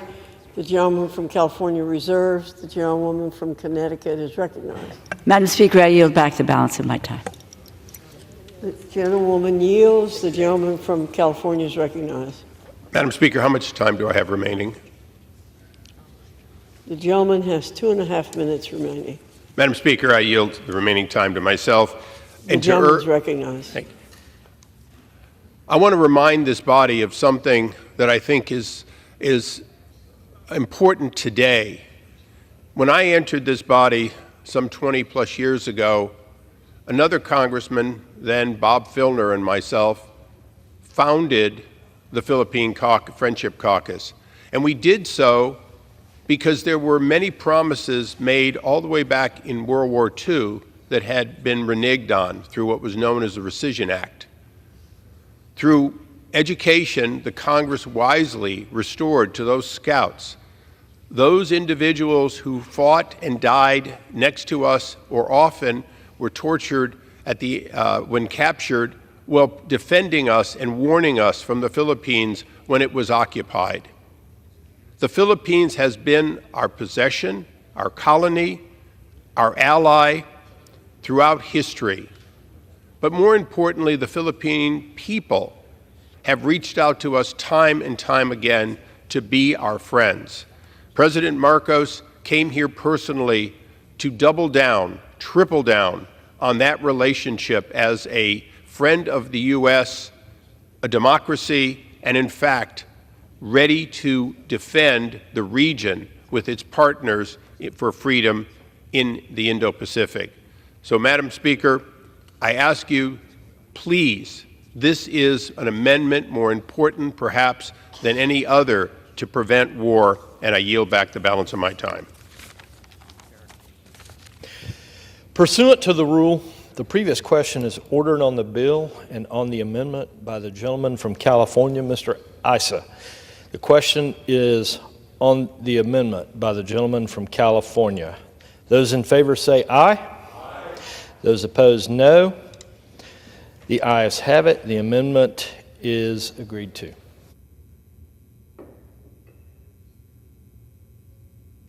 The question is on engrossment and the third reading of the bill. Those in favor? Those in favor say aye. Those opposed, no. The ayes have it. Third reading. Emergency supplemental appropriations for assistance for the Indo-Pacific region and for related expenses for the fiscal year ending September 30th, 2024, and for other purposes. The question is on passage of the bill. Under Clause 10 of Rule 20, the yeas and nays are ordered pursuant to Clause 8 of Rule 20. Further proceedings on this question are postponed.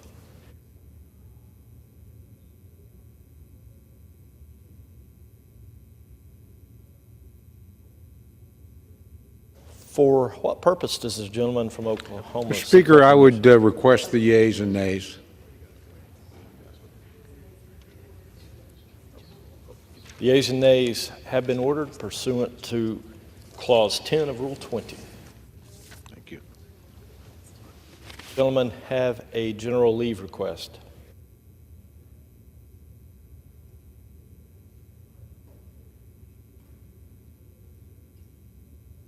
For what purpose does the gentleman from Florida seek recognition? Mr. Speaker, I ask unanimous consent that all members have 5 legislative days to revise and extend their remarks and include extraneous materials on H.R. 8035. Without objection.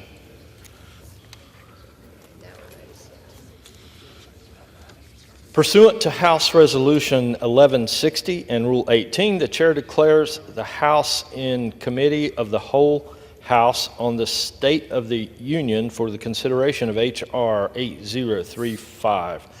The Chair appoints the gentlewoman from North Carolina, Ms. Fox, to preside over the Committee of the Whole.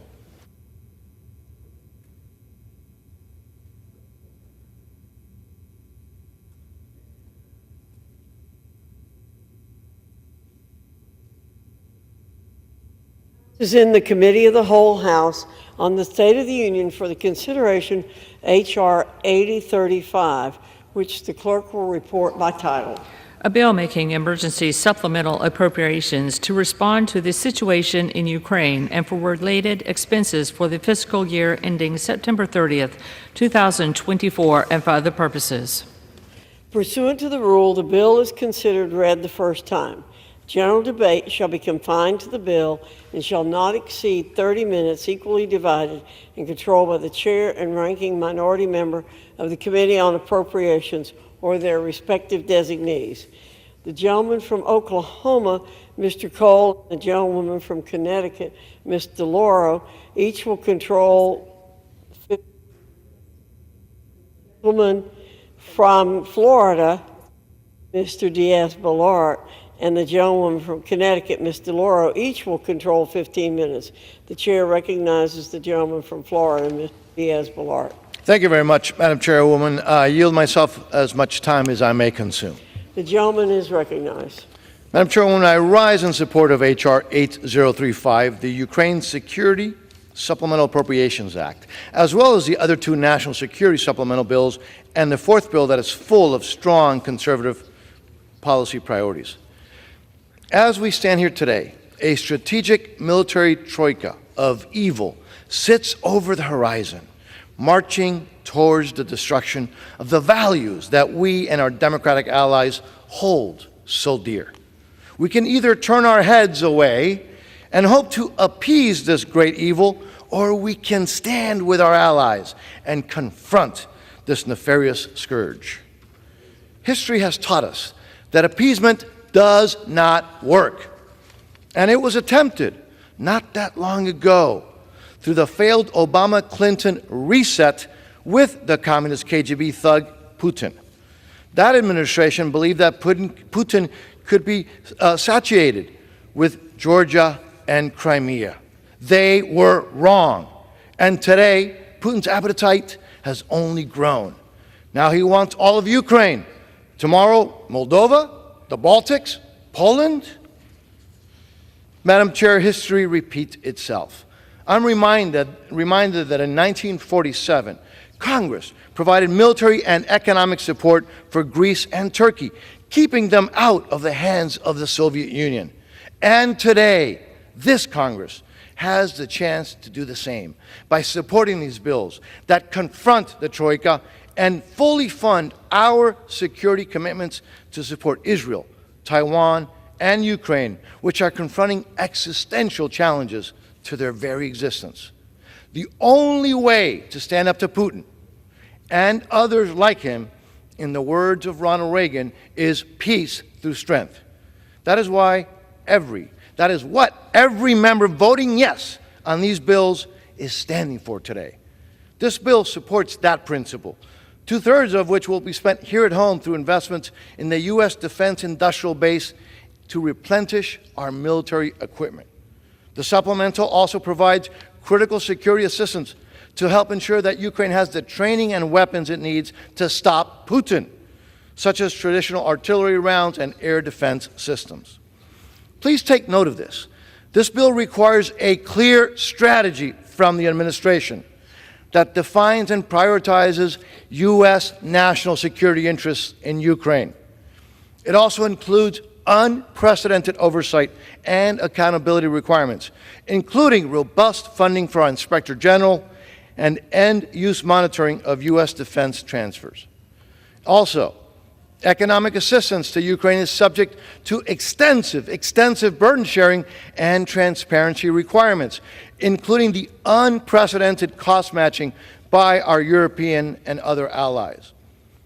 Madam Chair, in addition, for the first time ever, this bill requires that the funding we provide to Ukraine for economic assistance be subjected to repayment to the United States of America. In sum, Madam Chairwoman, this is a critical bill that directly supports the national security interests of the United States, and I urge a strong yes vote and reserve the balance of my time. The gentleman from Florida reserves. The gentlewoman from Connecticut is recognized. Madam Chair, I yield myself such time as I may consume. The gentlewoman is recognized. Madam Chair, I rise in strong support of the Ukraine Security Supplemental Appropriations Act. This provides Ukraine with desperately needed aid and munitions to fight back against tyranny, against Putin's tyranny. Vladimir Putin's greed, aggression, and unyielding pursuit of power have led to grievous loss of life and humanitarian devastation. The cruelty against innocent civilians at the hands of Putin and his cronies is devastating. And we know very well that Russia's invasion is not only a threat to Ukraine's physical security, but also a threat to the very core of Ukrainian and global democracy.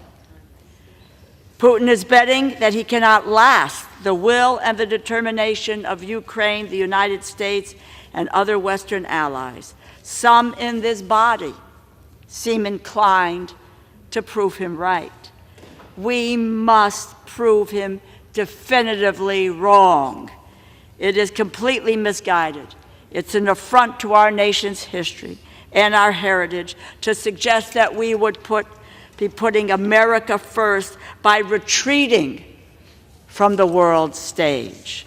We put America first by demonstrating the power of American leadership, that we have the strength and the resolve and the heart to fight for the most vulnerable people, protect their freedom, and preserve their dignity.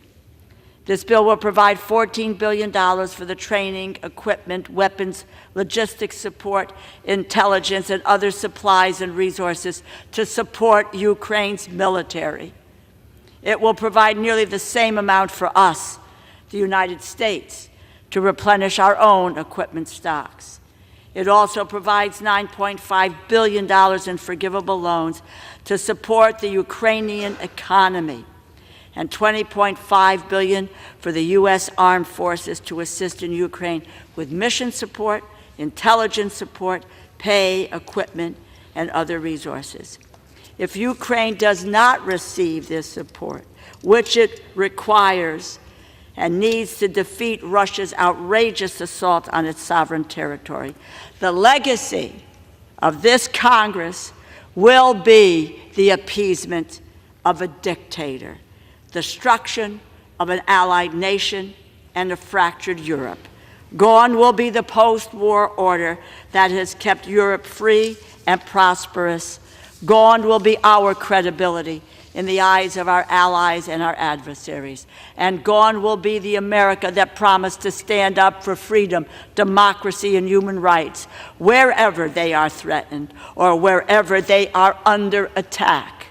Our allies are facing existential threats, and our friends and foes around the world are watching, waiting to see how America will respond. Vladimir Putin is watching. Our allies in NATO and across Europe are watching. What course will America take? We must stop Putin in his tracks right now. The world must see our resolve. We need to support Ukraine. I reserve the balance of my time. Gentlewoman from Connecticut reserves. The gentleman from Florida is recognized. Thank you. I would now like to yield 1 minute to the gentleman from Ohio, the chairman of the Permanent Select Intelligence Committee, Mr. Turner. Again, for 1 minute. The gentleman from Ohio is recognized for 1 minute. Thank you, Madam Chair. I want to begin by thanking the Speaker for bringing this bill to the floor for the importance of serving our national security. This bill will have overwhelming support on this House floor today. When people ask why we should support Ukraine, I like to remind them of President Xi of China's trip to Russia last year. When President Xi stood next to Vladimir Putin, he had an open mic, and he said, "Change is coming that hasn't happened in 100 years, and we are driving this change together." The "we" is Vladimir Putin and President Xi, and the 100 years, we know what that is. That's World War I and World War II. They themselves stood together and articulated that this is a battle between authoritarianism and democracy, and we must stand for democracy and against authoritarianism. Also, according to the Kiel Institute for the World Economy, our European allies have committed to giving more than $60 billion in military aid since Russia's unjustified invasion, while the U.S. has given roughly $42 billion. We are less than half. I ask unanimous consent that the Kiel Institute report be entered into the record. Without objection, the gentleman's time has expired. The gentleman from Florida reserves. The gentlewoman from Connecticut is recognized. Madam Chair, I yield 1 minute to the gentlewoman from California, the distinguished Speaker Emerita, Ms. Pelosi. The gentlewoman from California is recognized for 1 minute. Thank you, Madam Speaker. I thank the gentlelady for the distinguished ranking member of Appropriations Committee for yielding, but also for her leadership in bringing this to the floor. I join Mr. Turner and others in saluting the Speaker, as well as our leader, Mr. Jeffries, for making this important legislation possible. I associate myself with everything that's been said already about Ukraine, but I want to just focus on one particular area.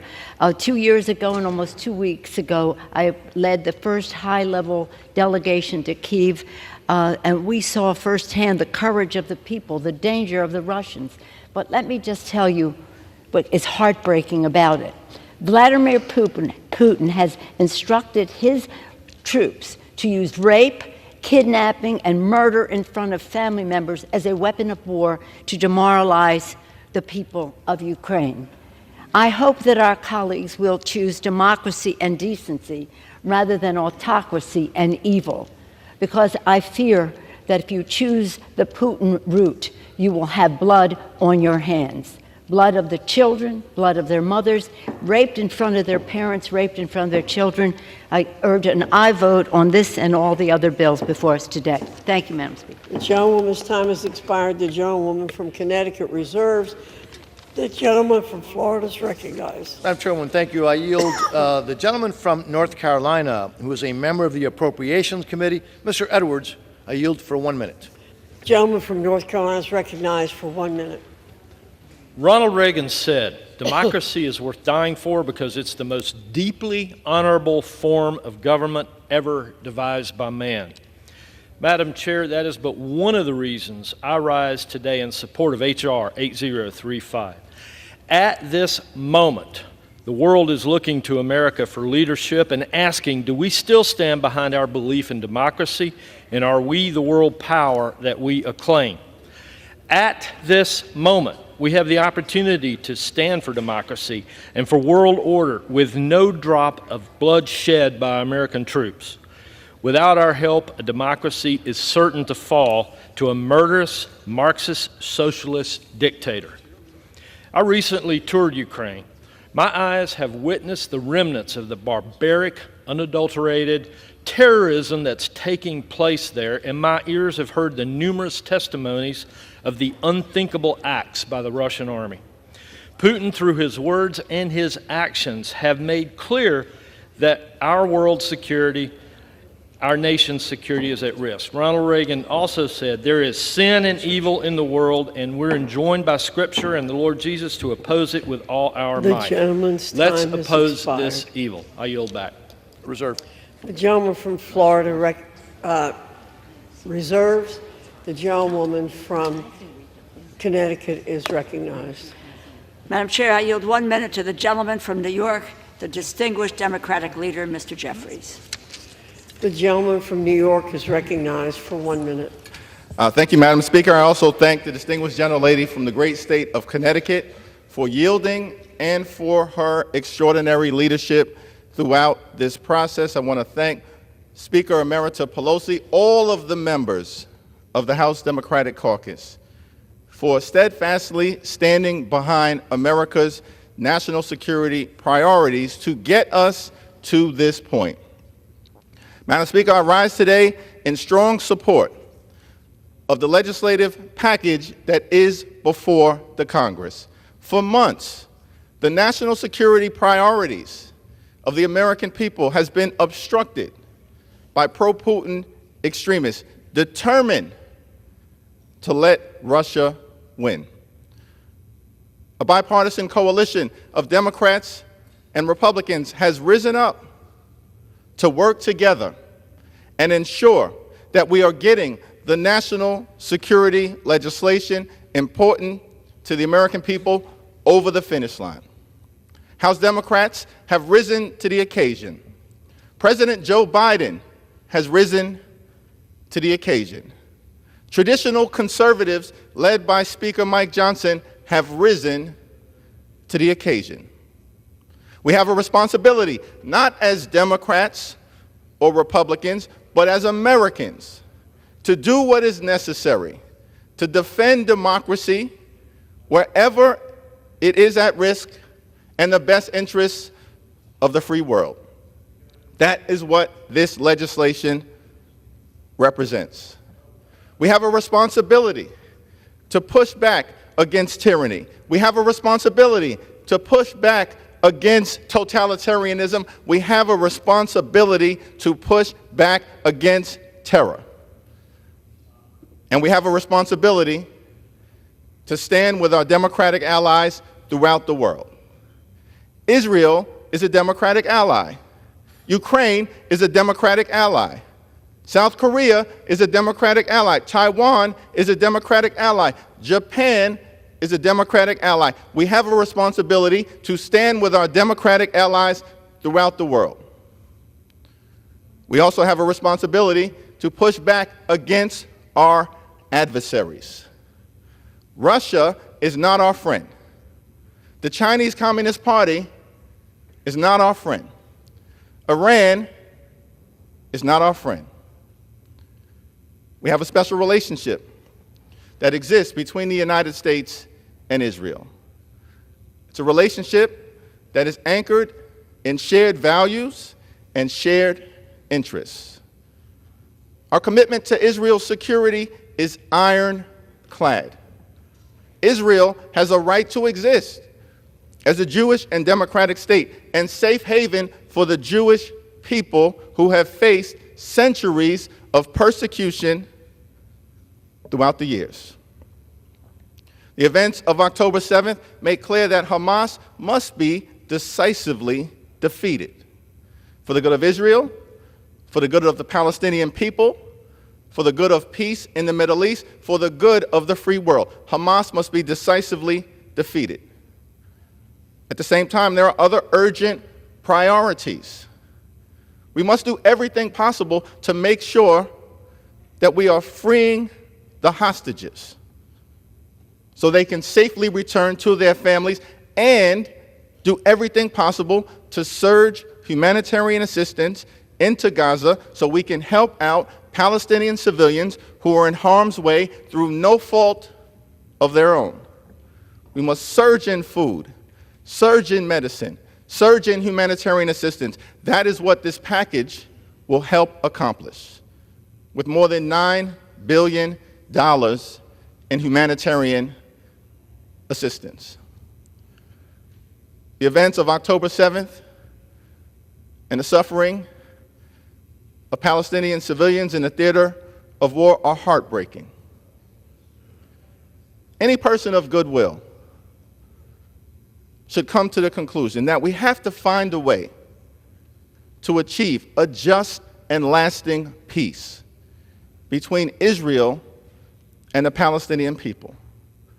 And the only way for that to happen is for us to truly commit to a two-state solution when the moment presents itself, with a safe and secure Israel living side by side in peace and prosperity, with a demilitarized Palestinian state that provides dignity and self-determination for the Palestinian people. Let us recommit to accomplishing that objective. The humanitarian assistance in this legislative package will also allow the United States to be there to support people who are suffering all across the world, including millions in Haiti and millions in the Sudan, dealing with famine and starvation in a war-torn environment. This legislation, of course, will allow us to stand with our allies in the Indo-Pacific in the face of continued aggression from the Chinese Communist Party, to make sure that freedom and democracy and these values all across the world will continue to be triumphant.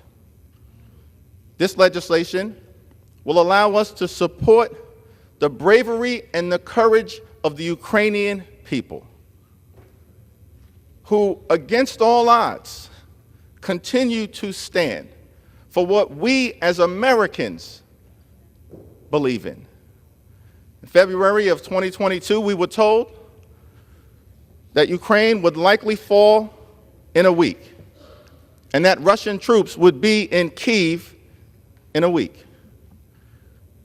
But the bravery, the courage, the resilience of the Ukrainian people in the face of the most powerful military in Europe has proven to be consequential in partnership with American support and that of our NATO allies. But the Ukrainian people have taught us something, that in the face of an incredible military apparatus that they were confronting against all odds, that when a people believe in freedom or liberty or democracy, that can overcome even the mightiest of militaries. And so we've seen them, despite the prediction that they would fall in a week, inflict more than 300,000 casualties on the Russian military, significant portions of the Russian Navy wiped out in the Black Sea, more than half the territory that had initially been seized by the Russian military recaptured by Ukraine against all odds.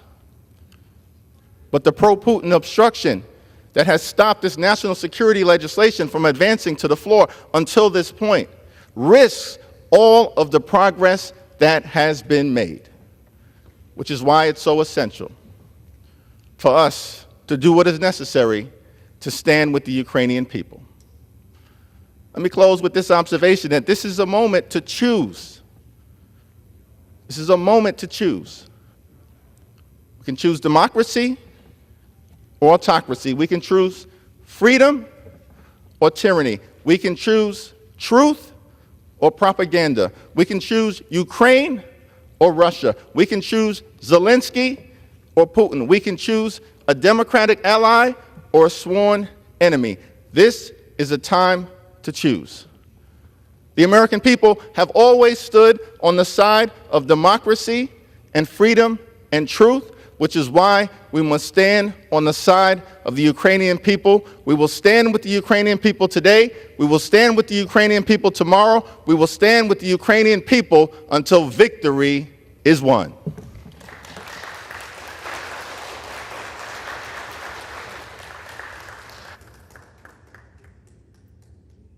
The chair will remind all persons in the gallery that they are here as guests of the House and that any manifestation of approval or disapproval of proceedings is in violation of the rules of the House.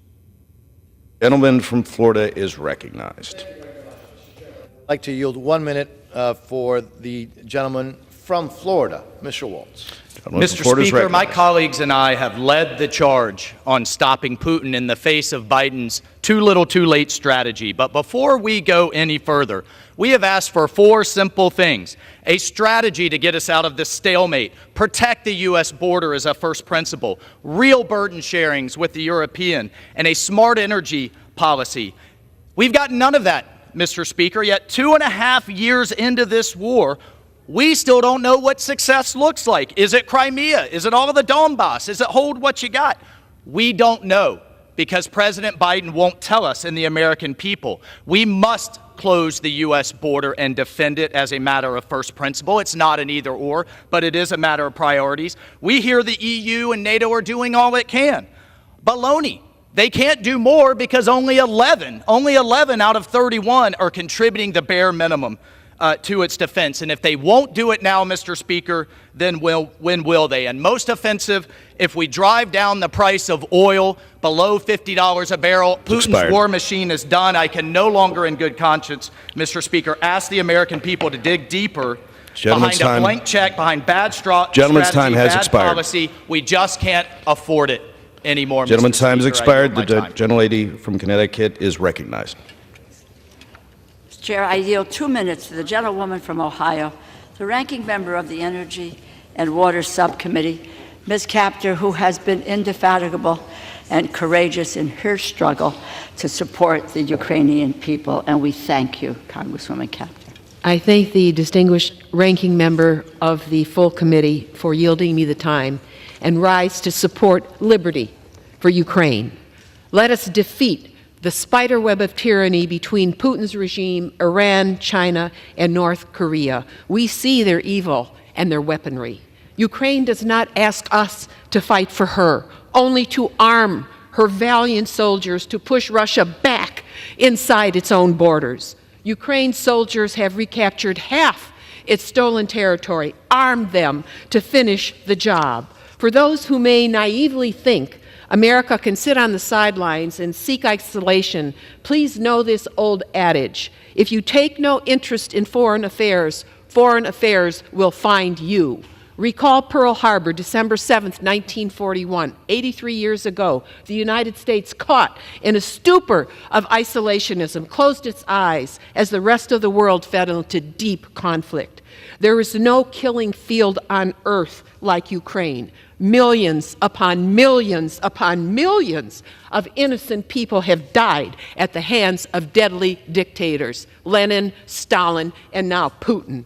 If Putin is permitted to conquer Ukraine, he will not stop there. He's promised that. Support from the American people will ensure victory for Ukraine, with the free world girding Liberty's shield. Recall the ancient words of Ukraine's poet laureate, Taras Shevchenko, who died almost 2 centuries ago. in a ghastly prison, just like Alex Navalny died a few weeks ago in a ghastly Russian prison. Why? Because they believe in liberty. Quote, "The time is near when on Ukraine's plains a shackled folk will burst its chains. Blessed be your children in these lands. By touch of your toil-hardened hands, then shall our day of hope arrive. Ukrainian glory shall revive." Today is that day. Support liberty for Ukraine. Defeat Russian tyranny. Thank you, and I yield back. The gentleman from Florida is recognized. Mr. Chairman, thank you very much. I yield now to the gentleman from Alabama, the chairman of the Armed Services Committee, Mr. Rogers, for 1 minute. Gentleman is recognized. I thank my friend for yielding. Mr. Chairman, I rise in strong support of all these national security supplementals. The Armed Services Committee just completed our annual military posture review hearings with our combatant commanders. Each of them raised grave concerns about how China, Russia, Iran, and North Korea are working together in a new axis of evil to harm our alliances and undermine our national security. Nowhere is this more important or apparent than in Ukraine. China, North Korea, and Iran are eagerly aiding and abetting Putin's brutal invasion of Ukraine because they know a Russian victory there will seriously undercut American credibility and deterrence and leave our allies exposed. A Russian victory will embolden Kim, Xi, and the Ayatollah to confront South Korea, Taiwan, Israel, and ultimately the United States in a new and in fatal ways. And I fear Putin will use victory in Ukraine as a springboard to invade Eastern Europe. We can't let that happen. We must restore American deterrence. That starts by passing these national security supplementals. Gentleman from Florida reserves. The gentlelady from Connecticut is recognized. Chair, I yield 2 minutes to the gentlewoman from California, the ranking member of the State and Foreign Operations Subcommittee, Ms. Lee. Gentlewoman is recognized for 2 minutes. Thank you very much. I want to thank the distinguished ranking member for yielding and also for her tremendous leadership on global peace and security issues in this House. Thank you. Mr. Chairman, I rise in strong support of H.R. 8035. This bill provides nearly $10 billion in economic assistance for Ukraine and surrounding countries with nearly $8 billion in direct budget support. Now, when I visited Ukraine in 2019, I immediately recognized the love of the Ukrainian people for their country and for their democracy. Since the war broke out, I've met with Ukrainians in the region. Actually, I was with Speaker Pelosi during that visit, and I've met and heard firsthand the dire situations that they face amidst Russian aggression. I've talked with civil society organizations funded by the United States who, facing danger and violence, are supporting refugees, vulnerable people, women, and children. I was deeply moved by their stories and their commitment.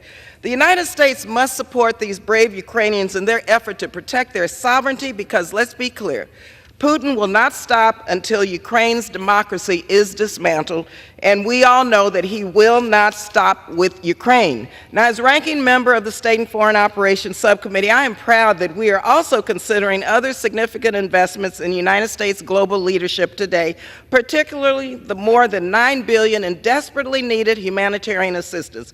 We're facing historic challenges of hunger, displacement, and conflict across the globe. I was recently in Chad, one of the poorest countries in the world. Thousands of refugees are fleeing the horrific war in Sudan. They are in dire need of food and just the basics to survive. These resources will enable the United States to respond to not just the humanitarian needs that we read about on the front page, but the quieter conflicts that are destroying people's lives, such as in Sudan and Haiti. This is a defining moment in our history. I urge my colleagues to respond to the remarkable strength and resilience of the Ukrainian people and stand by them by supporting this supplemental bill. Thank you, and I yield back. The gentlewoman from Connecticut reserves. The gentleman from Florida is recognized. Thank you very much. I yield the gentleman from Texas, Mr. South, for 1 minute. The gentleman is recognized for 1 minute. Mr. Chairman, I rise in opposition to the Ukrainian Security Supplemental Appropriations Act, and I will make a glaring point. This war is not economically speaking, even a fair fight. The gross domestic product of the European Union is 9 times that of Russia's. Their population is 3 times that of Russia's. The European Union can do more. If the United States continues to fund this effort, the EU will not muster the political will to do what they should. Yes, Russia is a strategic adversary of America, but it is a bigger threat to our European allies. NATO nations now, many are not doing the required 2% of GDP on defense. Europe must act with greater urgency. We've heard a lot about Churchill and Chamberlain. May I point out, they're both British. If the Great Britain and Europe as a whole had done more with Austria, with Sudetenland, history might be different. I implore my colleagues to put America's border security ahead of Ukraine's, and I yield back. The gentleman from Florida reserves. The gentlewoman from Connecticut is recognized. Chair, I yield 2 minutes to the gentlewoman from Minnesota, the ranking member of the Defense Subcommittee, Ms. McCollum. The gentlewoman is recognized for 2 minutes. Thank you, Mr. Chair. It's been 6 months since President Biden sent his security supplemental to the Congress, 2 months since the Senate passed it. But today, the House will finally act. And it's not a moment too soon, for the situation in Ukraine is dire. Vladimir Putin has failed to release thousands of Ukrainian children who have been kidnapped and continues to murder Ukrainian citizens on a daily basis. The Ukrainian military faces a severe shortage of ammunition to protect their citizens and their sovereignty. And why? Because for months this House has remained silent, but today that changes. Today we will pass this legislation. We will provide security and economic assistance to Ukraine. We will replenish depleted stocks of U.S. equipment here at home. And we will join and show the Baltic nations, Romania and Poland, that we stand with them, along with our European and NATO allies. Together, we will support the Ukrainian people in their fight for freedom. We will make it clear to authoritarian nations that America will always stand up for democracy here at home and around the world. I urge my colleagues to support these bills, and I yield back, Mr. Speaker.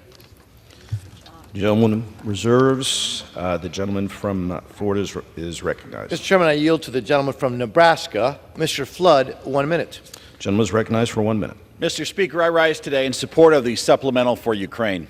Less than 100 years ago, Joseph Stalin committed one of the largest genocides in history when he starved millions of Ukrainians to death. Today, Putin's Russia is once again stopping at nothing. They have used Ukrainian civilians as human shields, they've committed horrible acts of sexual violence, and they have abducted tens of thousands of Ukrainian children. The history of atrocities committed by tyrants against Ukraine is a stark reminder of the moral duty we have as Americans to stand with our friends and allies against tyranny and opposition. For those in our country who don't think what's happening in Ukraine has anything to do with us, Putin doesn't just want parts of Ukraine, he wants to end the post-World War II order that has underpinned freedom and economic prosperity in Europe, the United States, and beyond. This package is critical, not just for Ukraine, but for the entire free world so that we can beat back the reincarnation of what President Reagan called the evil empire. I urge my colleagues to join me in supporting it. Thank you, and I yield back. Gentleman from Florida reserves. The gentlewoman from Connecticut is recognized. Chairman, I yield 2 minutes to the gentleman from Illinois, the ranking member of the Transportation, Housing, and Urban Development Subcommittee, co-chair of the Ukrainian Caucus, Mr. Quigley. The gentleman is recognized for 2 minutes. Thank you, Mr. Speaker. Just back from a third trip to Ukraine during the war, and yes, we saw evidence of these Putin war crimes, the mass graves, evidence of torture, religious persecution, kidnapping of children. It reminds us that throughout our history, in moments like this, our country has been called to act, and it did. Called to stand up in the fight for freedom and in the face of tyranny, and to be the arsenal of democracy. But in recent months, we have not met this challenge. It's been said it's never too late to do the right thing. Well, we're coming really close, as we've been handcuffed by extremists and appeasers. And now the pipeline to Ukraine is almost empty. Should we now fail to send additional aid, Ukraine will lose this war, and in Putin's eyes, it will be just the beginning of his efforts to reconstitute the Soviet Union. Inaction risks not just the fate of democracy, but the possibility of drawing our own country directly into war. So today it's particularly important that we heed the voices from the past, from President Ronald Reagan as he espoused the Reagan Doctrine, that we will always defend our friends and allies against Soviet aggression. From President Kennedy saying, we shall pay any price, bear any burden, meet any hardship, support any friend, oppose any foe, to assure the survival and success of liberty. And finally, in his last inaugural, FDR, who reminded us, we have learned that we cannot live alone at peace, that our well-being is dependent on the well-being of other nations far away. We can and must act. Thank you, and I yield back. Gentlewoman from Connecticut reserves. The gentleman from Florida is recognized. Mr. Chairman, I would now like to yield 1 minute to the gentleman from Florida, Chief Jimenez. The gentleman from Florida is recognized for 1 minute. Thank you, Mr. Speaker. I rise today in support of the supplemental for Ukraine. For the past 2 years, Ukraine has valiantly fought against the barbaric and unjustified invasion by Vladimir Putin and Russia. We have now reached an inflection point. Ukraine is running out of time, bullets, and arms necessary to defeat Russia. This supplemental will allow Ukraine to counter Russia with new and more advanced aid. It will also help by replenishing U.S. weapons, stocks, and facilities. America is seen as the beacon of hope across the globe, and our enemies are watching our actions closely today. As the Chinese Communist Party, Iran, North Korea, and even Cuba all line up behind Putin, it is time to do the same for our friends and allies. When I was 6 years old, my family fled my native homeland of Cuba. I personally know the evils of communism. The freedoms of this country are what brought my family here. They are worth fighting for. The Ukrainian people are only asking for help in fighting for that same freedom. And what is the cost of freedom? Is there a cost for freedom? Can you put a price tag on it? Today is a chance to bolster our international reputation as a faithful ally and to prove that we will not falter under pressure. This is an opportunity to help our allies and discourage our adversaries. I urge support and yield back. Gentleman, time's had expired. Gentleman from Florida reserves. The gentlelady from Connecticut is recognized. Mr. Chairman, I am prepared to close and I reserve my time. Gentlewoman reserves. Gentleman from Florida is recognized. I also will reserve at this time. Gentleman reserves. Gentlewoman from Connecticut is recognized. Gentleman. I am ready to close, Mr. Chairman, if the gentlewoman as well. Gentlelady from Connecticut recognized.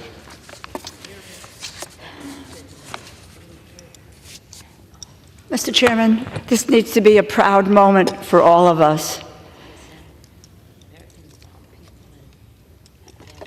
This country, this great United States of America, has always led, has always taken the high ground and the moral responsibility to do the right thing.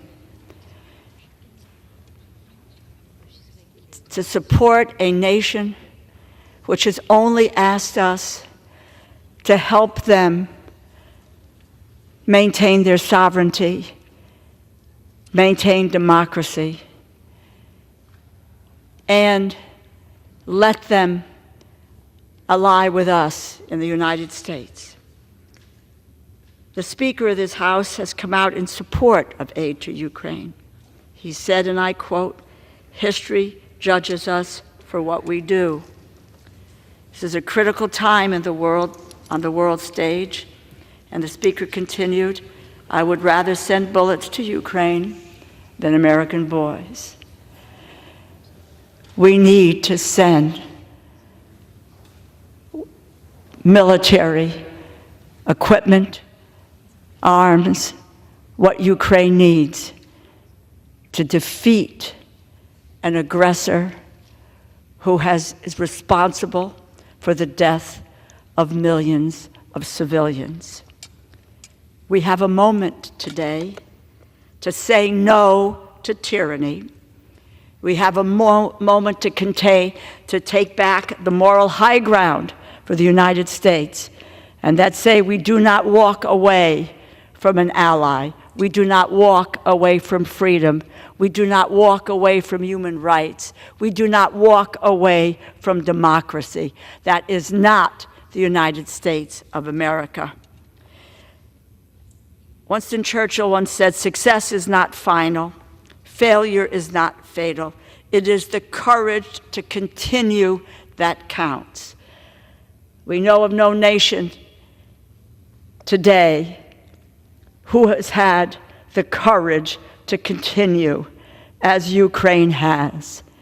And the United States needs to have the courage to stand up and to help them continue when it counts and defeat a tyrant and autocrat whose relish for power knows no bounds. It is our moral responsibility.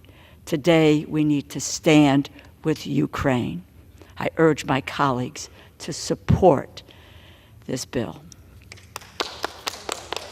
The gentlewoman has yielded back. Gentleman from Florida is recognized. Mr. Chairman, thank you. In closing, we may be nearing a dangerous inflection point in this war. If the thug Putin were to win, it would be a disaster for our national security, frankly, on par with the Biden administration's chaotic withdrawal from Afghanistan. Imagine how this outcome would embolden Russia's key strategic ally, Communist China, to undertake military coercion and aggression against Taiwan, and the fateful consequences that would stem from that.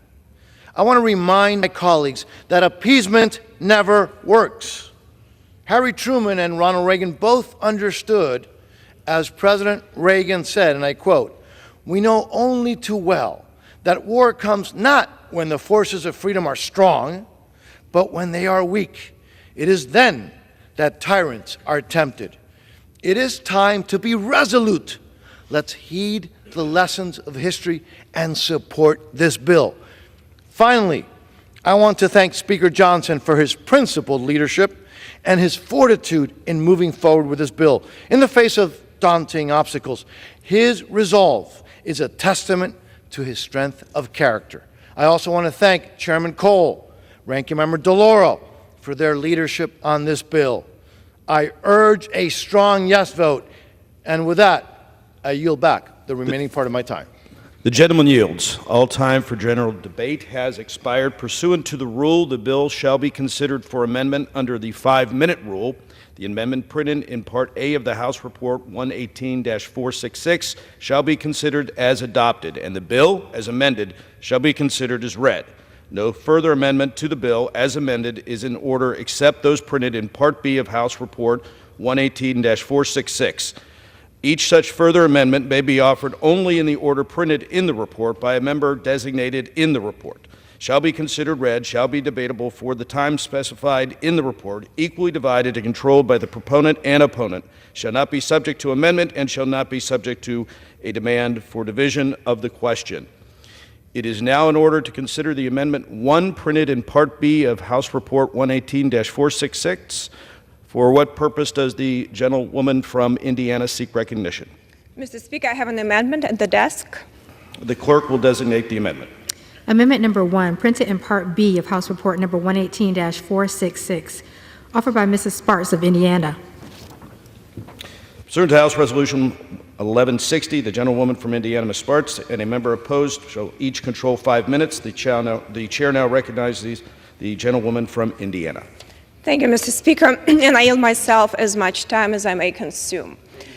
I have held a very principled position on Ukraine, and unfortunately, this position is not very shared with a lot of people in Congress. It's unfortunately, we have the false choice of either saying that Ukraine doesn't matter to America, or support Ukraine with no question asked, with blank checks.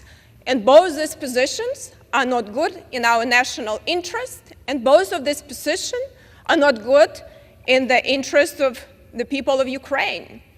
And unfortunately, this monopoly of narratives prevailing in our government, in our society, and in Congress. So my amendment is actually very simple. And I know this is we're doing this amendment just for the show, and no one is going to pass anything on the floor. We still will go with blank checks and slush funds, and unfortunately, this strategy failed the American people. President Biden failed the American people on the border, on national security. Congress failed the American people on the border, on national security. President Biden and President Zelensky failed the Ukrainian people. They were not ready before the war started. They didn't have good strategy when the war started, slow-walked the aid, and really didn't fight and deter Putin to go further. And now we have a very significant war in Europe. And I said, unfortunately, this supplemental doesn't just have a lethal aid, it's had other parts, and they will go further, and unfortunately, no one is going to be taking our amendments. So because we have presentations and circuses, but decisions already made. So my amendment is actually very simple. It just says we shouldn't have blank check and let President Biden have presidential drawdowns increase from 100 million to 8 billion, including loans from 4 to 8 billion. So we're generally giving true blank check to President Biden of $16 billion. Congress forgot, that we should do our jobs. We shouldn't create these loopholes for presidents, doesn't matter who the president is, to be able to do what they want to do. This is our job to oversee these funds. So very simple amendment. This emergency that we created now go to the point where giving billions of dollars Congress and not doing its job. We have the power of the purse for a reason. So all it does, this amendment, it eliminates 4 sections that increasing, and it's a true blank check. Because when we say that presidential drawdown goes from 100 million to 8 billion almost, or from 200 to 400 million, from 25 to 50 million, we really don't even know what he's going to do. He can do whatever he wants with that. And that is a big problem, because these emergencies are dangerous, but also, what the problem we have right now, that in case of these emergencies, we actually don't have ability even to ask the questions, and Congress hasn't been asking questions. That's why we have such a major catastrophe around the world, whether it's in the Middle East, whether it's Ukraine, and that's why China, Russia and Iran are moving, and we're doing a lot of presentation with blank checks and slush funds and no policies. And so I would urge my colleagues to think maybe for a change and give this amendment consideration, which I have a very low expectations. And I also would consider, as I said, to supporting lethal aid with border security. But unfortunately, that didn't happen. And it's sad for me to see that we still don't take this war as serious as we should be, because generally only 13.7 billion actually go to security assistance directly to Ukraine. From this 60 billion plus another 8 billion slush fund. So we're talking almost $70 billion plus another 8 billion of loans, whoever they go to. So we're talking about almost 80. So I have a problem with that, and I reserve. Gentlewoman reserves. For what purpose does the gentlewoman from Connecticut? Mr. Chair, I claim time in opposition to this amendment. The gentlewoman is recognized for 5 minutes. This war is an existential conflict for Ukraine. As important, it is a test for the United States and the United States leadership. One of the best tools we have to get the Ukrainians what they need is presidential drawdown authority. This allows the United States to send equipment from our stocks to the front line in a matter of days. There isn't time to delay. This amendment would cut that authority from $7.8 billion to $100 million. It ties our hands, and yes, it hamstrings the Ukrainian military to do the job that they need to do to defeat Putin. We all lose if Ukraine succumbs to Putin's ambitions, and it will not stop there. Putin in 2016 asserted that Russia's borders do not end, and this is a quote, do not end anywhere. Russian officials just this spring have threatened Finland, Romania, Armenia, Estonia, Lithuania, and Moldova, removing the best tool that the United States has to exercise in terms of a moral clarity and responsibility, that we can move quickly to arm our allies would be a grave mistake. Please vote no on this amendment, and I yield back the balance of my time. The gentlewoman reserves. The gentlelady yielded back. The gentlelady How much time from do I have India. remaining? Gentleman has 30 seconds. Okay. Thank you, Mr. Speaker. I just want to highlight we are increasing blank check from 100 million to 8 billion, and we don't even know if it's spent for Ukraine or not. Just a blank check of 16 billion to President Biden, purely blank check. And I hope that my colleagues will support that, because we need to stop slush fund and blank checks. We will never win against aggressors if we continue Congress not do its job. I yield back. The gentlewoman yields back. The question is on the amendment offered by the gentlewoman from Indiana. Those in favor say aye. Those opposed say no. In the opinion of the chair, the noes have it. The amendment is not agreed to. I request a recorded vote. What purpose does the gentlelady from Indiana seek recognition? I request yeas and nays. Do you request a recorded vote? Recorded vote. Okay, so pursuant to Clause 6 of Rule 18, further proceedings on the amendment offered by the gentlewoman from Indiana will be postponed. It is now in order to consider Amendment Number 2, printed in Part B of House Report 118-466. For what purpose does the gentlewoman from Georgia seek recognition? Mr. Speaker, I have an amendment at the desk. The clerk will designate the amendment.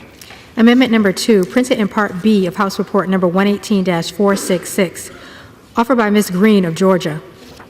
Pursuant to House Resolution 1160, the gentlewoman from Georgia, Ms. Green, and a member opposed, each will control 5 minutes. The chair now recognizes the gentlewoman from Georgia. Thank you, Mr. Speaker. My amendment today would drive the amendment, the bill for Ukraine, take each dollar amount in this act is hereby reduced to zero. You see, the United States taxpayer has already sent $113 billion to Ukraine, and a lot of that money is unaccounted for. This is a continuance of a sick business model that the American government continues.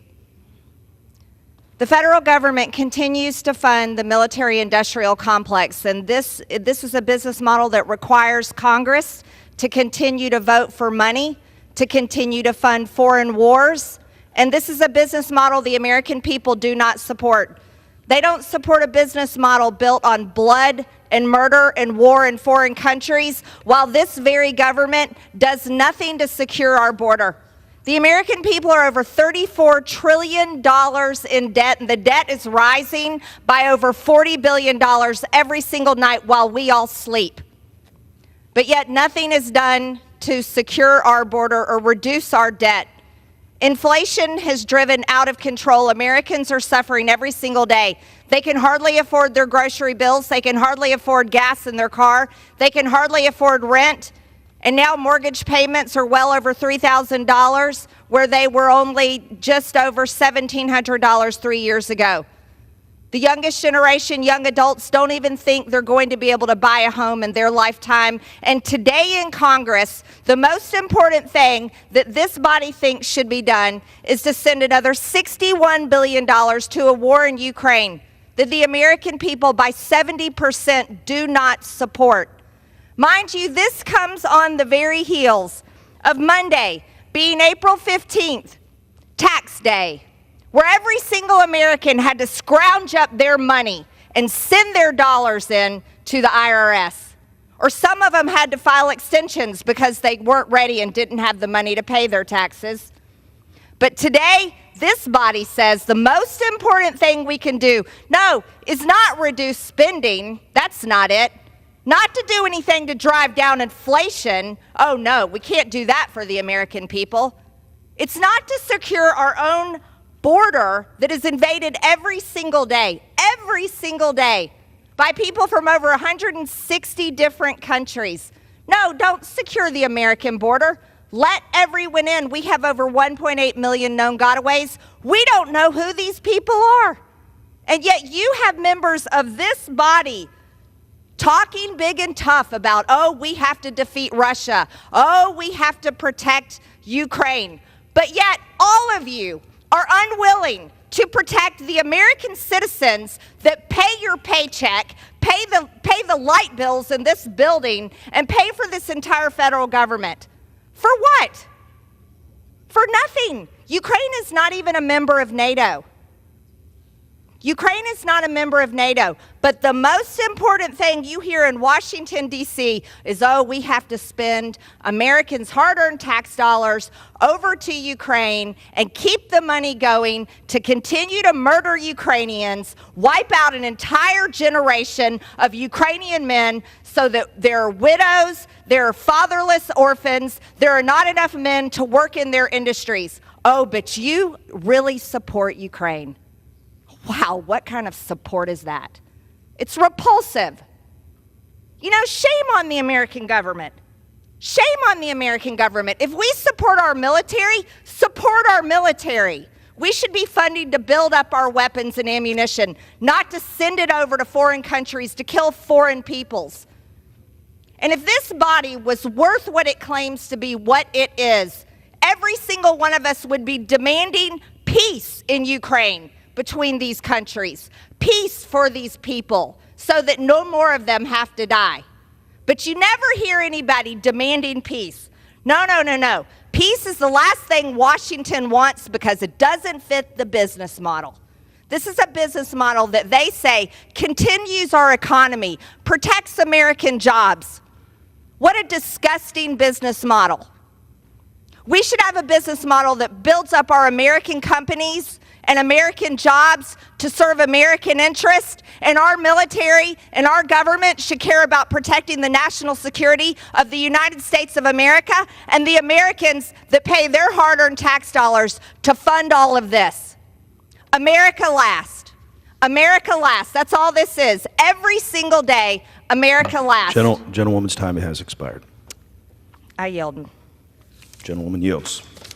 For what purpose does the gentlewoman from Connecticut seek recognition? Mr. Chair, I rise in opposition to this amendment, strong opposition to this amendment, which would eviscerate Gentlewoman is recognized for the bill. 5 minutes. Thank you. In the post-World War II construct, the United States is the witness to the world on the values of democracy and freedom. These values have provided the United States of America with strong allies across the globe. It has helped our partners in Europe and NATO to support Ukraine against Vladimir Putin's unjust war. If we do not provide munitions, Ukraine will fall and Putin will be emboldened.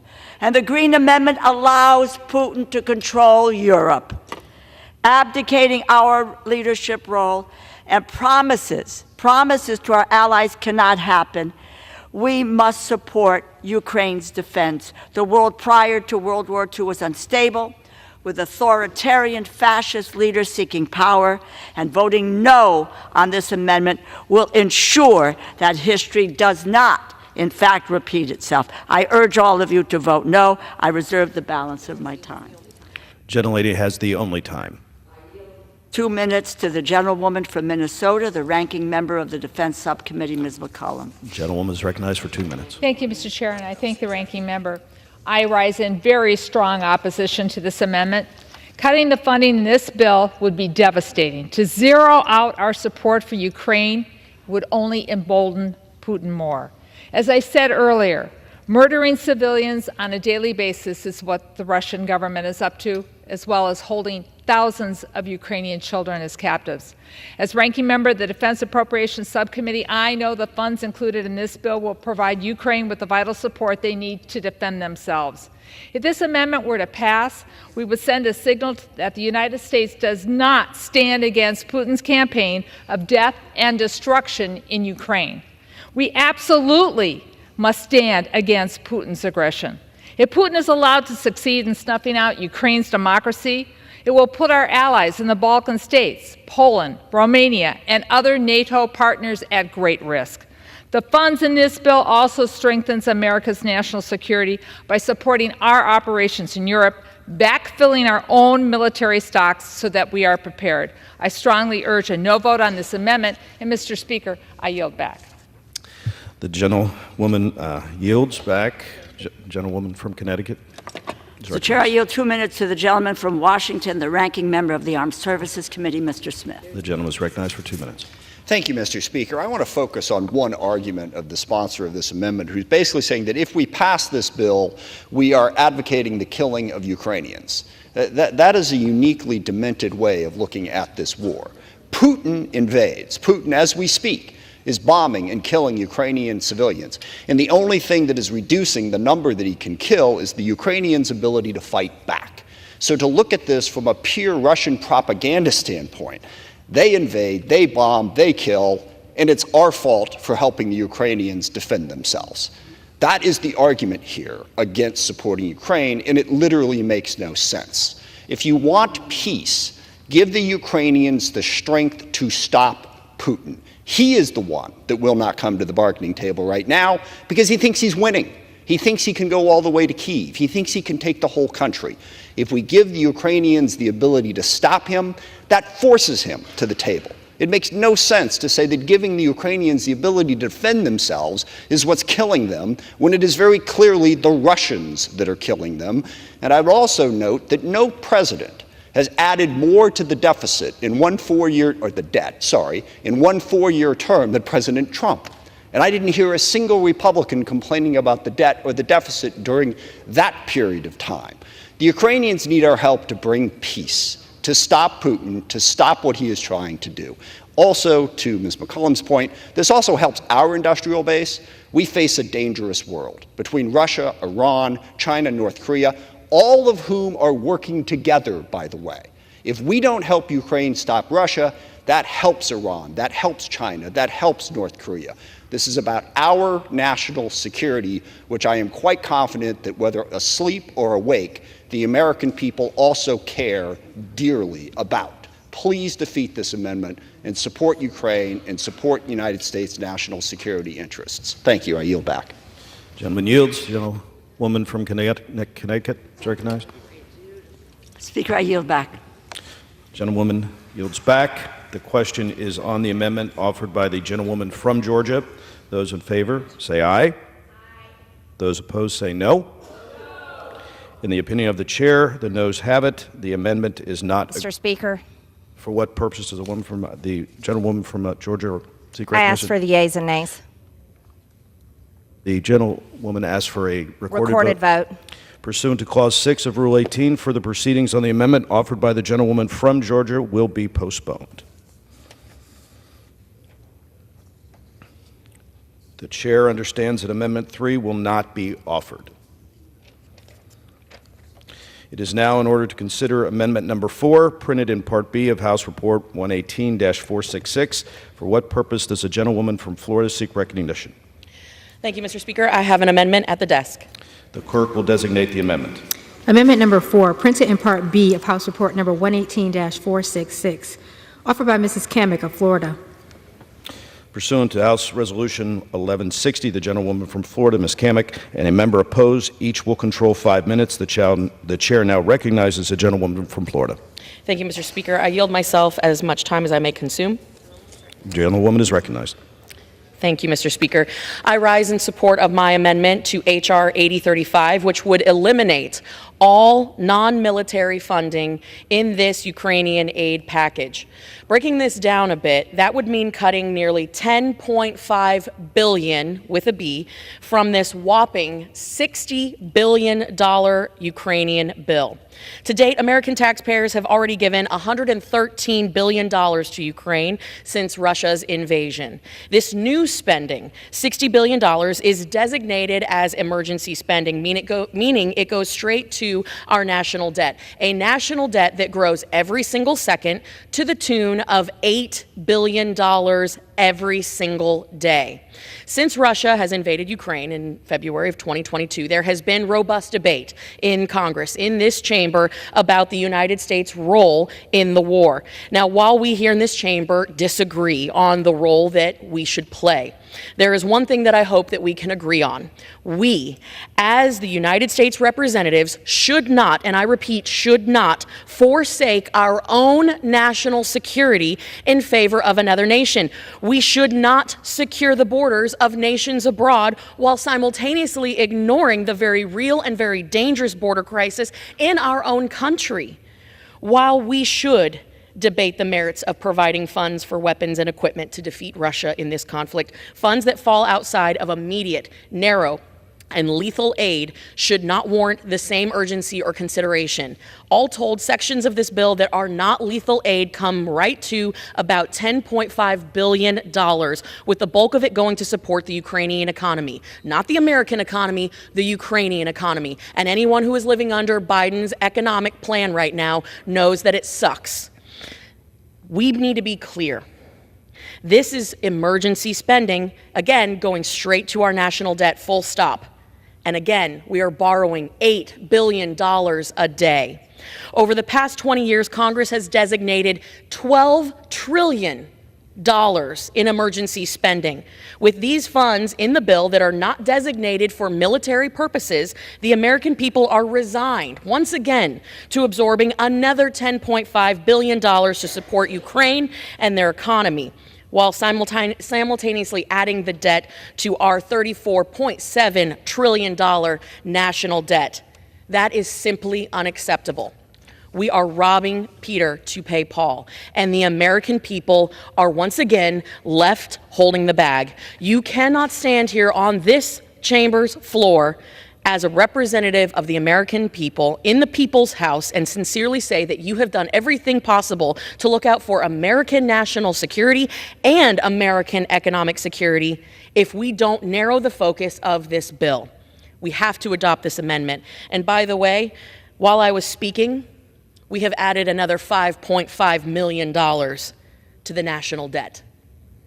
I urge my colleagues to support this amendment, and I reserve. Gentlewoman reserves. For what purpose does the gentleman from Florida seek recognition? I claim the time in opposition, if you would. The gentleman is recognized for 5 minutes. Mr. Chairman, I rise in opposition to this amendment from one of the people that I most admire, and again, a dear friend and a colleague from Florida. This is clearly a well-intended amendment. And frankly, when I was listening to her presentation, there are so many things that I agreed with what she said. But it would strike all funding in the bill except for the foreign military financing. And so, as I mentioned, there's so many things that I agree with what she said. I agree, for example, that over time the United States we must focus its effort on really intelligence and essential military support. I totally agree with that. She also talked about how we need to narrow the scope. I would argue that, unfortunately, the amendment needs to be narrowed a bit, should have been narrowed a bit. Because it would be really, really counterproductive the way it's written at this time. And let me respectfully explain why. First, the amendment would zero out funding to keep U.S. personnel in our embassy in Ukraine safe. I don't think that's something that we should be doing right now. Also, the funding to enhance the U.S. government's presence in order to conduct oversight, which is something that I've been clamoring for, a lot of us have been clamoring for, begging and pleading and working for, well, this would eliminate that as well.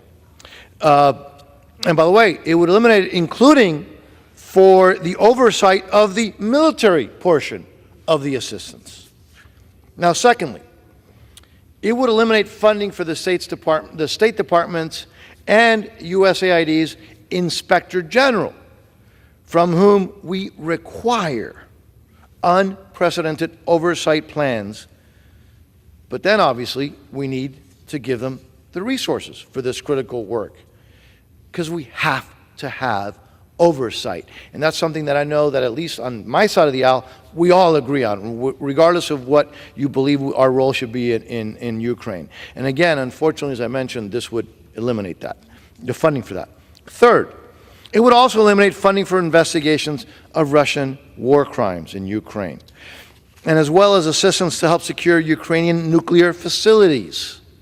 And we've seen those in the news under threat by the Russians. And also the funds for potential clearance of Russian mines.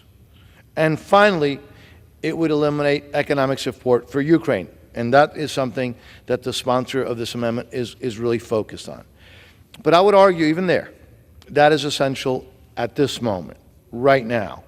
Look, it's pretty clear that Putin has been targeting farmlands and infrastructure, energy infrastructure, road infrastructure, and Ukraine's industrial base. And by the way, he's doing that for a reason. You see, crippling Ukraine's economy, and Putin knows this, has a direct impact on Ukraine's ability to stop Putin. So now, as chairman of the State of Foreign Operations Subcommittee, I can assure you that not only do I understand the sponsor of this amendment's frustration, I get it, I share it. But that's why, again, we need to have the language that's currently in the bill. I understand her concern and her frustration because of the lack of transparency and strategy on the funding that has already been provided. So that's why this is very clear. That's why this legislation includes many of the critical oversight and burden-sharing priorities that I'm very proud originated in the FY24 State Foreign Operations Bill. These include unprecedented cost matching requirements so that other donors step up. They must step up. The bill imposes layers and layers and layers of conditions on the funding, including for in-person monitoring, for example. This bill requires, I know, novel concept, a strategy that must be developed and submitted so that Congress can evaluate the execution of aid and its alignment with U.S. national security interests. Another significant change, by the way, from the Senate supplemental is a requirement in this bill that the economic support to Ukraine be repaid, transforming assistance from a grant to a loan.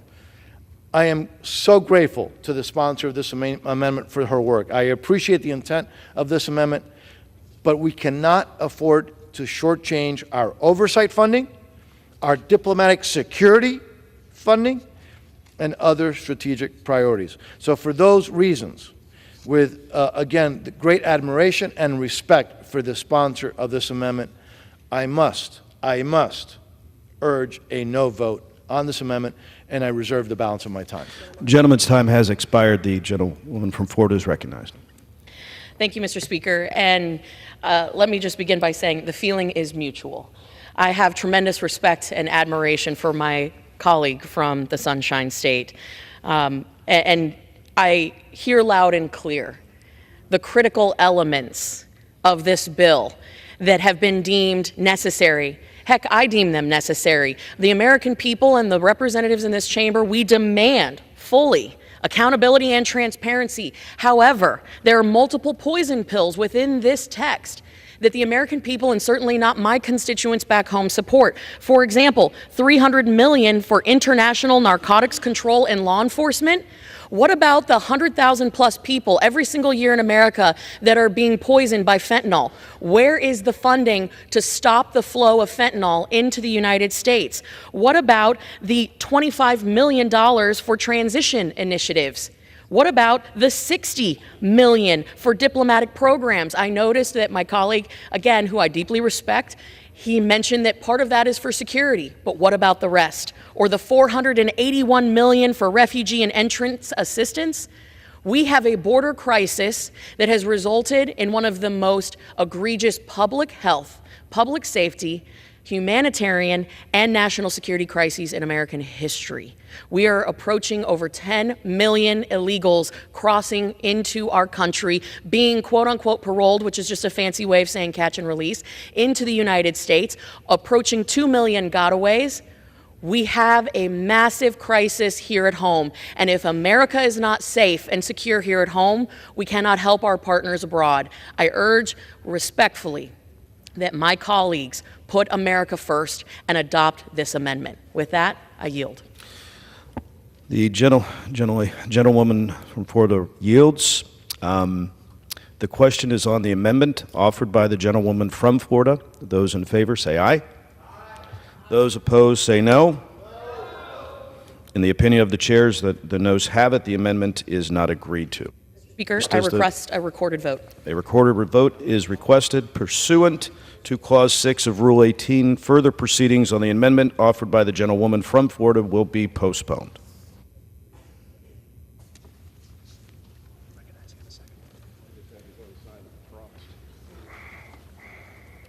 what purpose does the gentleman from Florida seek recognition? Thank you, Mr. Chairman. I now move that the committee do rise. The question is on the motion that the committee rise. All those in favor say aye. Aye. All those opposed say no. Very emotional. The ayes have it. The motion is adopted according to the committee rises.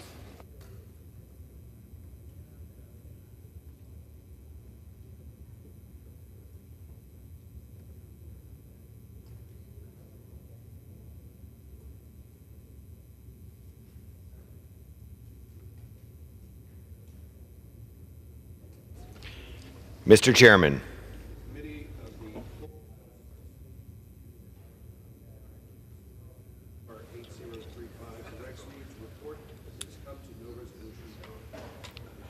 The Chair of the Committee of the Whole House on the State of the Union reports that the committee has under consideration H.R. 8035 and has come to no resolution thereon.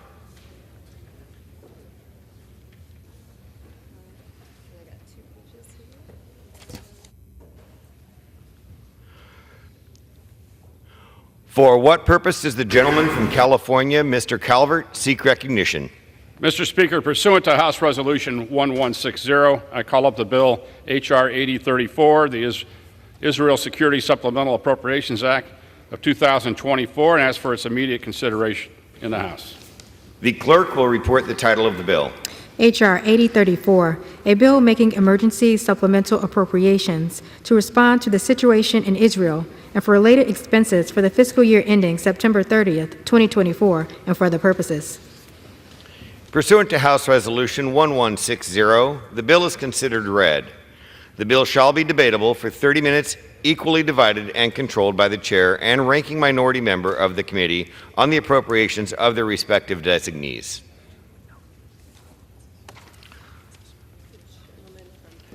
The gentleman from California, Mr. Calvert, and the gentlewoman from Connecticut, Ms. DeLauro, will each control 15 minutes. The chair recognizes the gentleman from California, Mr. Calvert. Mr. Speaker, I ask unanimous consent that all members have 5 legislative days to revise and extend their remarks and include extraneous material on the measure under consideration. Without objection. Mr. Speaker, I yield myself what time I may consume. The gentleman is recognized. Mr. Speaker, I rise today to offer House Resolution 8034, the Israel Security Supplemental Appropriations Act of 2024.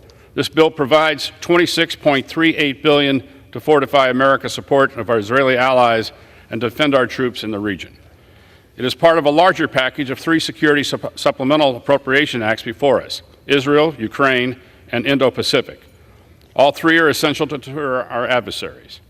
There are moments where actions is optional, a convenience but not a necessity, a choice. This is not one of those moments. The world is in chaos. Americans have been killed, and our allies and partners are dying in the front lines every day. Ukraine is entering its 3rd year of a war to repel Russia's invasion. While forced to conserve their munitions and choose which areas to defend, Israel is avenging its innocent civilians who were murdered, raped, brutalized, and taken hostage by Hamas, while defending its country from a barrage of Iranian missiles. Indo-Pacific nations face China daily with strength and resolve, knowing they are likely next. The United States is not on the sidelines in these conflicts. Our service members are under daily attack in the Red Sea, standing watch along NATO's eastern flank, and being routinely challenged in the Indo-Pacific. 5 American flag-draped coffins have returned home in the past 6 months. When we go to war with what we have. There is no time to forge new alliances, no ability to reconstruct abandoned production lines, and no hidden reserve of fully trained and ready troops. This is the situation our allies and partners in Israel, Ukraine, Taiwan, and other Indo-Pacific nations face today. It is a situation ourselves may face sooner than we think. Xi, Putin, Kamick, and terrorist leaders will not back down unless met with a strong and resolute America. standing shoulder to shoulder with our constellation of allies and partners. These bills provide the funding necessary to defeat and deter our enemies. While the bills carry the names of other countries, there is one nation that I care about above all others, and that is ours. These conflicts have exposed the fragility of our defense industrial base and dire need to invest in factories, shipyards, assembly lines that manufactures the instruments of our national defense. In recognition of this fact, over $59 billion across these bills go into our defense industrial base, including $3.3 billion to supercharge a submarine industrial base, $29.5 billion to replenish our stocks of U.S. defense systems and services provided to Israel, Ukraine, and Taiwan, $1.13 billion to expand procurement and development of artillery and critical munitions. Each conflict has its unique needs and is addressed in these bills, including $5.2 billion to replenish Israel's Iron Dome, David Sling, and procure the Iron Beam missile defense systems. $542 million for unfunded priorities requested by the Indo-PACOM commander, and $13.8 billion directly to procure U.S. capability for Ukraine. Our servicemen and women across the globe are being asked to operate at a wartime tempo to track, respond, and engage emerging threats. These bills provide the resources necessary to support their operations, with $11.3 billion for current U.S. operations in Europe, $2.4 billion for our forces in the Middle East, who are under daily attack. Mr. Speaker, we have been complacent for far too long, as our allies and partners and our own service members have been under attack. This Congress has a solemn obligation to our military to provide them with the resources they need to deter and win our nation's wars. Douglas MacArthur once said that the history of the failure of war can almost be summed up in two words: too late. When conflict occurs, we will fight with what we have and who is with us. Mr. Speaker, I encourage my colleagues to vote yes on these bills to ensure our military readiness and revigorate American defense industry. I encourage them to vote yes to reinforce our Israeli, Ukrainian, Taiwanese, and Indo-Pacific allies and partners. I encourage them to vote yes so that future generations may write on what we did here today. They weren't too late. Thank you, and I reserve the balance of my time. The gentleman reserves. The gentlelady from Connecticut is recognized. Speaker, I yield myself such time as I may consume. The gentlewoman is recognized. Mr. Speaker, I rise in strong support of the Israel Security Supplemental Appropriations Act, which will provide Israel with desperately needed aid to respond to the horrific October 7th attacks and protect itself from Iran and its proxies. What happened in Israel on October 7th was horrifying. On a recent trip to Israel, I saw firsthand the remnants of the violence that innocent people were subjected to, including the site of the Supernova Sukkot gathering, the gathering at which it was a music festival that Hamas attacked, Kibbutz Berei and the homes where so many were massacred, and Hostage Square, where I met with families of those taken hostage by Hamas. The United States has not forgotten October 7th, and today we are providing the aid Israel has needed since the day Hamas terrorists killed innocent Israeli civilians in the worst attack on Jewish people since the Holocaust. Just last weekend, Israel was openly and directly attacked by Iran. I applaud the role of the United States in providing Israel with support in its defense against that attack. But while we must ensure Israel can stand strong in the face of adversaries like Iran that seek its annihilation, we must also ensure that every step possible is taken to protect innocent life in Gaza and elsewhere. On my trip, we also went to Kirbet Zunuta, a Palestinian village in the West Bank, where settlers destroyed homes and a school. On the trip, we were also briefed by Gaza from Gaza by humanitarian organizations, including UNRWA, which have lost hundreds of staff to the violence. To that end, I have called for an immediate ceasefire of at least 6 weeks to facilitate the safe delivery of aid to civilians in Gaza. We must protect aid workers. We must open additional crossings to bring in at least 500 trucks a day and ensure that food is never used as a weapon of war. Innocent families are in danger. Children are starving, and civilian casualties are mounting, not just in Gaza, but in conflict zones all around the world. The more than $9 billion in humanitarian support in this bill would make sure that we are not leaving Gazans, the Ukrainians, the Sudanese, the Haitians, or the Rohingya behind. We must pass this bill, ensure Israel has the resources it needs to defend itself, and that much-needed humanitarian aid can flow to millions of vulnerable people around the world. I urge your support, and I reserve the balance of my time. The gentlelady reserves. The gentleman is recognized. I yield to the gentleman from Georgia, a member of the Appropriations Committee, Mr. Clyde, for 1 minute. The gentleman is recognized. Thank you, Chairman Calvert. I will always stand with our greatest ally in the Middle East, Israel, but I rise today to express my serious concerns with a very flawed supplemental. In November, I supported the first security supplemental for Israel, which was financially paid for and would have provided weapons and equipment for Israel's fight against Hamas. The cost was offset by rescinding Democrats' unprecedented expansion of the IRS. Today, we are considering a vastly different bill, one that is all borrowing, another $26 billion of debt with no rescissions. The legislation also contains $400 million for FEMA, which has nothing to do with supporting Israel, and over $9 billion for humanitarian aid in Hamas-controlled Gaza and the West Bank. A report from the Heritage Foundation stated, "The problem with aid diversion to Hamas and other terrorist groups plagues all international and non-governmental aid organizations operating in Gaza.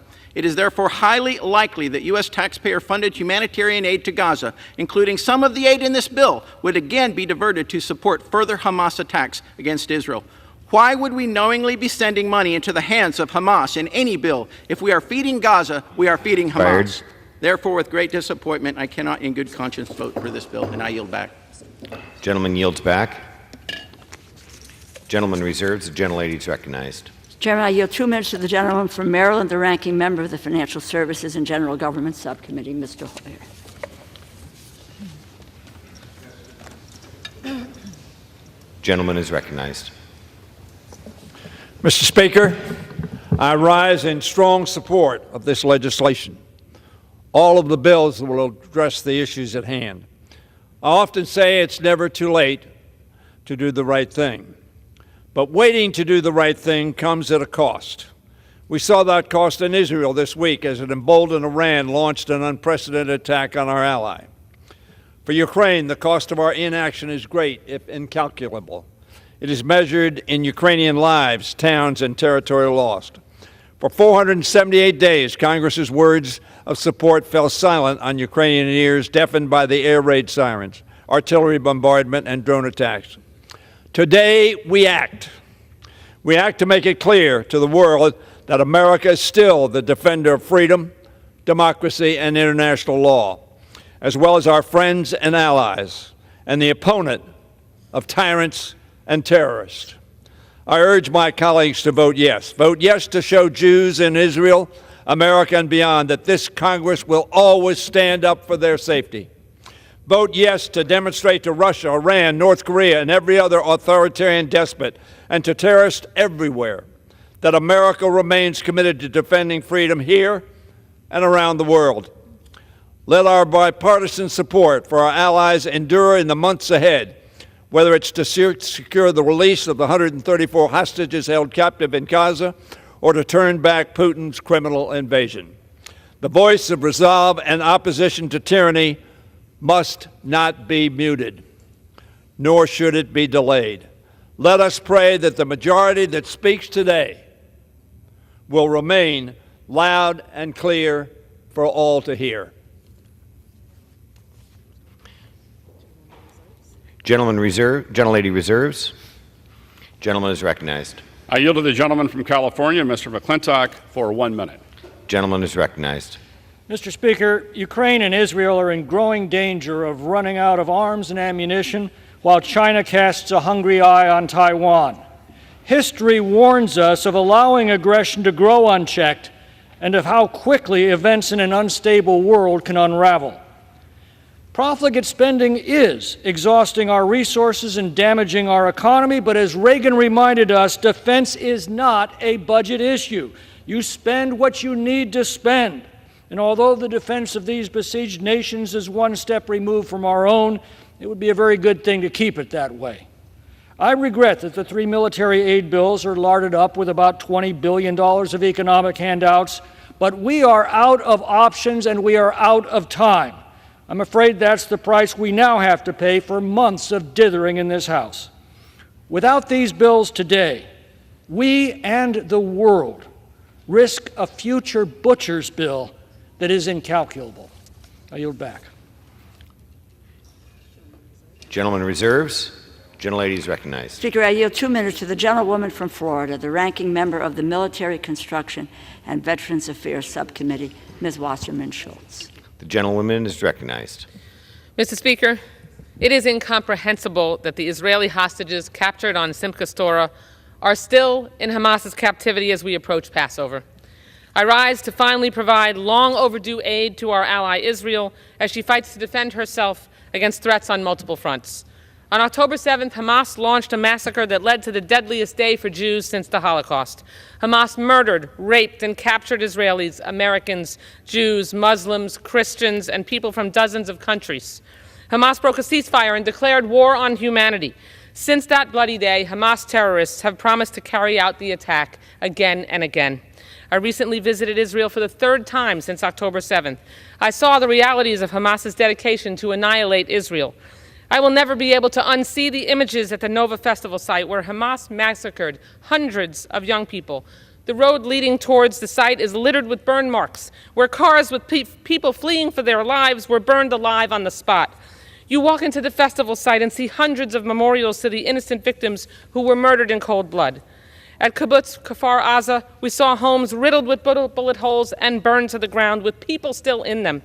This is what Israel is up against. This is what Israel must defend against. Maniacal terrorism dedicated to the destruction of not just the state of Israel, but of all Jews. Israel fights not only to destroy Hamas's Iran-backed military capabilities, but to send a clear message to our adversaries who seek to erase the Jewish state: you will not be successful. President Biden, Leader Jeffries, and Democrats have fought for months to send this critical security assistance, as well as life-saving humanitarian aid for the Palestinian people who are also victims of Hamas. A vote against this bill is a vote to deny that aid. I am proud to support this vital effort to help Israel in this existential battle and aid civilians, and I urge my colleagues to join me to free Gaza from Hamas. Am Israel Chai. I yield back the balance of my time. Gentleman yields. Gentleman is recognized. I yield to the gentleman from New York, Mr. Lawler, 1 minute. Gentleman is recognized. Our country is at a most critical juncture. Do we take a step back, watch our allies fall, and allow terror to spread? Or do we stand strong as leader of the free world and stand up for our allies and take on our adversaries? To me, the answer is clear. The legislation we're debating today has the potential to turn the tide in Ukraine, protect our ally Israel, and deter China from attacking Taiwan. There's no question that under the Biden administration, the world has become a tinderbox. Conflict erupting across the globe. Our allies are under attack. China, Russia, and Iran are engaged in an unholy alliance, seeking to undermine and destabilize the U.S., Israel, and the free world. We are the leader of the free world. It requires us to lead. We cannot abdicate the responsibilities that come along with it. The time for choosing is here. The time for action is now. I choose to act in defense of freedom, democracy, and America's role in the world.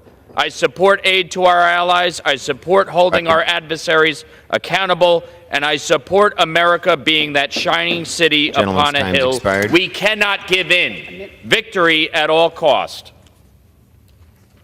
Gentleman yields back. Gentleman reserves. Gentlewoman is recognized. Yes.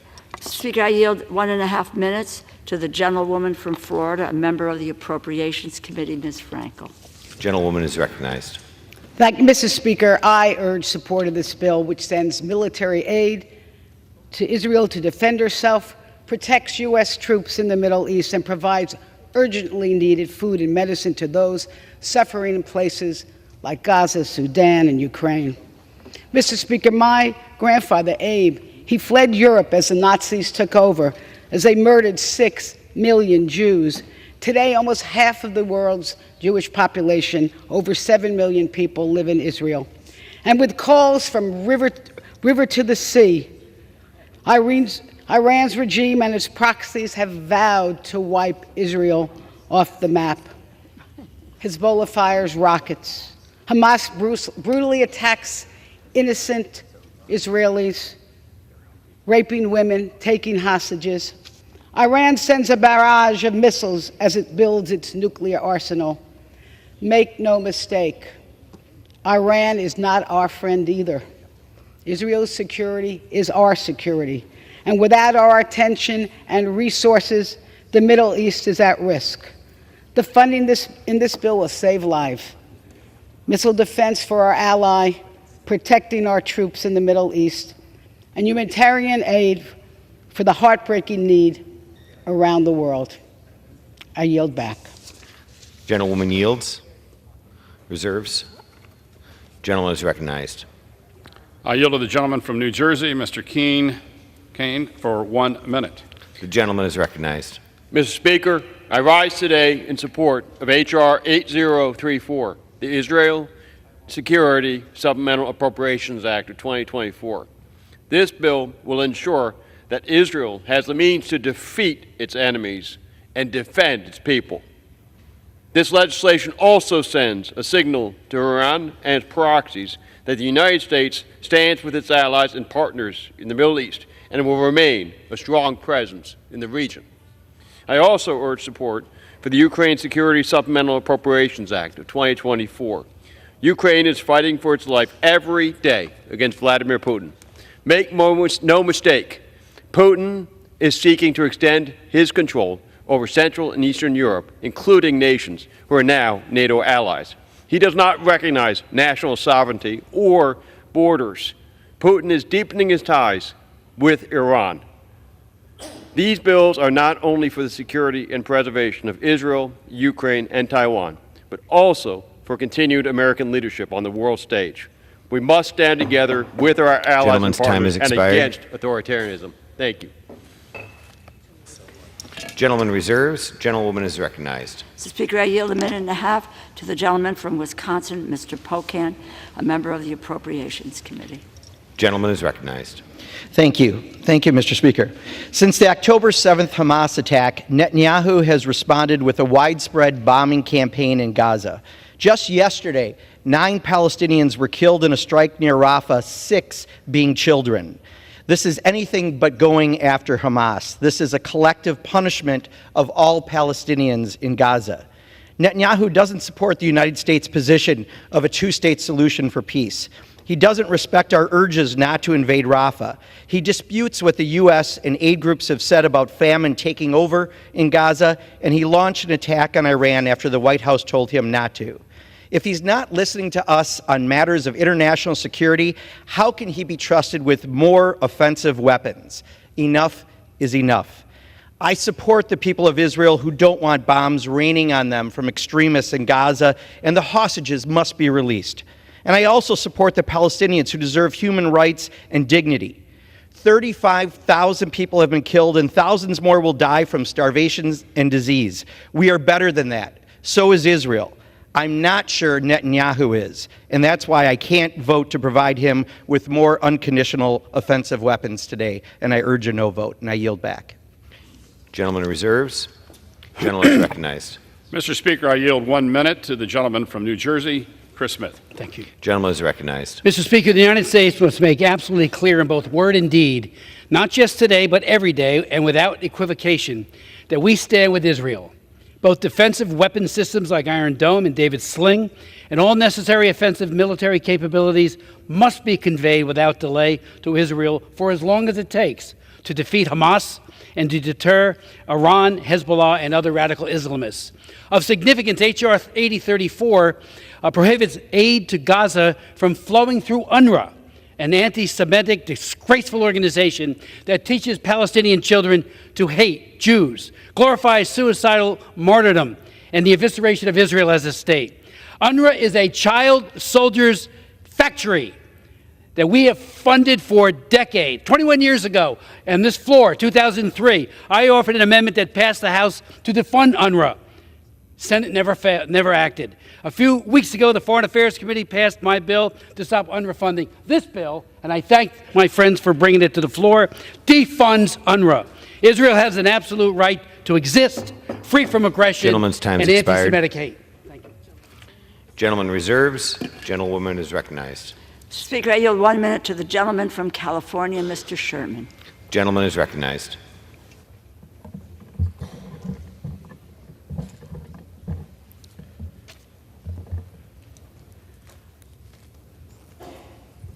I want to focus on the 40% of this bill that gets little or no attention. It provides $9.1 billion in humanitarian aid, and that aid is unearmarked. So at a hearing last week, I got the administration to go on record as to where that money will be spent. It will be spent in Haiti, where 80% of the capital is in the hands of gangs and hundreds of thousands have been forced to flee. It will be spent in Sudan, where 18 million people face acute food insecurity due to civil war. It'll be spent in Ethiopia, where we've seen the highest casualty war of this decade. 500,000 Tigrayans have died, and now millions face famine. It will be spent in eastern Congo, where 7 million people have been displaced by war. It'll be spent on the 1.1 million Rohingya in camps who are there due to ethnic cleansing by Myanmar, and where rations have recently been cut by 30% due to lack of funding. It'll be spent in Armenia, where 120,000 refugees are there because of Azerbaijan's ethnic cleansing. It will be spent to meet the critical needs in Gaza. This bill will save hundreds of thousands, I believe millions of lives. Vote yes, and I want to commend President Biden for putting this whole package together back in October. It is Gentleman's time has to pass expired. it now. Gentleman reserves. Gentleman is recognized. Mr. Speaker, I yield 1 minute to the gentleman from Pennsylvania, Mr. Fitzpatrick. Gentleman is recognized. Speaker, several months ago, myself and a bipartisan group of my colleagues introduced a bill, the Defending Borders, Defending Democracies Act. And that is exactly what we will be voting on today. First, defending our border from cartels. There are 200 kids a day dying in this country from fentanyl that we can trace directly back to that southern border. That's the equivalent of a Boeing 747 aircraft crashing every single day and nobody caring about it. We have to fix our southern border. Second, we're also going to defend the borders of our democratic allies, Israel, Taiwan, and Ukraine. Taiwan and Ukraine being invaded by communist dictators and Israel being invaded by terrorists. I would hope that we could all agree on those two concepts in this chamber. We have to defend borders and defend democracies. You can't pick and choose which one of those you're going to support. That is hypocritical and intellectually inconsistent. Defend our border and the borders of Ukraine, Israel, and Taiwan. All of the above. I'm proudly going to vote for all three. And I yield back. Gentleman reserves. Gentlewoman is recognized. Speaker, I yield 1 minute to the gentlewoman from North Carolina, Ms. Manning. Gentlewoman is recognized. Mr. Speaker, I rise in strong support of H.R. 8034, the long overdue aid to our democratic ally, Israel. Israel is fighting an existential battle against Iran and its proxies, Hamas and Hezbollah. I have seen with my own eyes the gruesome devastation wrought by Hamas's October 7th terrorist attack, and I worry every day about the hostages who are still being held by Hamas.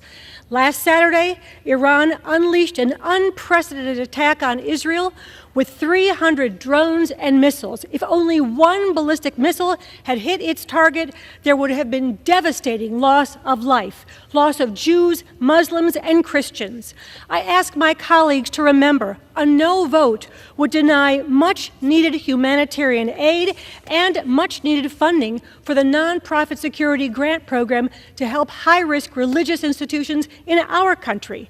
The world is watching to see if we will stand with our allies, with Israel and Ukraine, in their time of need. I urge my colleagues to vote yes. The gentleman reserves. The gentleman is recognized. Mr. Speaker, I yield 30 seconds to the gentleman from South Carolina, Mr. Wilson. The gentleman is recognized. Thank you, Mr. Speaker. We're in a war we didn't choose. Dictators with rule of gun invading democracies with rule of law. We see this with the invasion by Putin, but I'm really grateful to see the bipartisanship here today. Donald Trump established the embassy in Jerusalem. He stood with Israel. He sent Javelin missiles to stop Putin and Ukraine. He put American troops in Poland to stop war criminal Putin. It was Donald Trump that tried to stop Nord Stream 2, which finances the oppression by Putin of the people of Russia, leading to the assassination of Alexei Navalny. I yield back. The gentlewoman is recognized.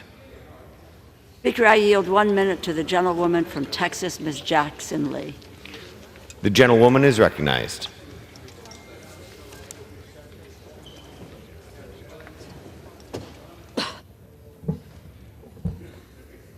We can do no less than to come to this floor today to be the American and the America that we have known around the world to become. And that is freedom-loving, democracy standing for, and watching our men and women go overseas, in many instances, to shed their blood for others, as well as the American people. I cannot stand by while babies die and while mothers lose their babies in their womb.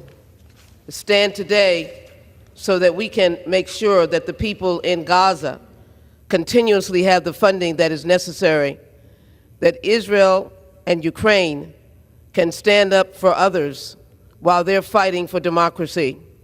It is important to take note that our allies include Taiwan as well. It is important to note as well that the future of America is not yesterday, it is now. Are we going to accept the challenge of being the kind of nation that does not selfishly stand for itself, but fights for others? Let us vote for this funding bill, because the war must end in peace and must end now. End the war now in peace. I yield back. Gentlewoman reserves. The gentleman is recognized. Mr. Speaker, may I inquire how much time is remaining? The gentleman has 3.5 minutes remaining. I reserve. The gentleman reserves. The gentlewoman is recognized. Reserve. The gentlewoman reserves. Is everybody prepared to close? I'd like to ask the gentlelady, we have one more speaker remaining. Does the gentlelady have any speakers?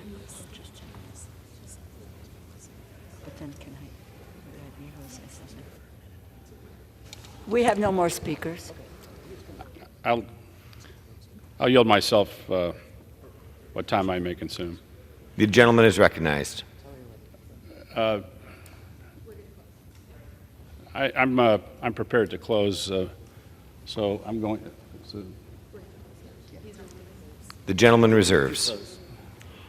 I reserve the reserve. The gentlelady want any more time? The gentlewoman is recognized. I am prepared to close, and I reserve. The gentlewoman is recognized to close. This bill provides urgently needed humanitarian aid for millions of civilians who have been caught in a crossfire across many theaters, whether it is Ukraine against the Russian aggression, Israel in its war against Iran and its proxies like Hamas, Hezbollah, and Houthis, our Indo-Pacific partners against an adversarial China. Innocent families today are in danger. Children are starving. and civilian casualties are mounting in conflict zones all around the world. The humanitarian support in this bill would make sure that we are not leaving these people behind. It is, again, so critically important that the United States demonstrate its support for its allies, and it is leadership when it comes to humanitarian assistance wherever it is needed. And we come here to govern. We come here to take our responsibilities seriously. And I believe that the majority of people here do take responsibilities seriously. Today we have the ability to help to make a difference. And in this piece of legislation, in addition to our support for our ally Israel, we have the moral responsibility to provide humanitarian assistance. The United States cannot stand by and watch people starve to death, be caught in crossfires without our standing up and saying no. I urge my colleagues to vote for this bill. It really, the moment, as I said at another meeting this week, the moment has met us. We need to meet that moment. I yield back. The gentlewoman yields back. The gentleman is recognized.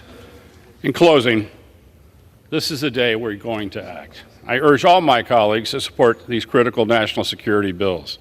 They provide the resources necessary to bolster our military, reassure our allies and partners, and commit to stand against tyranny.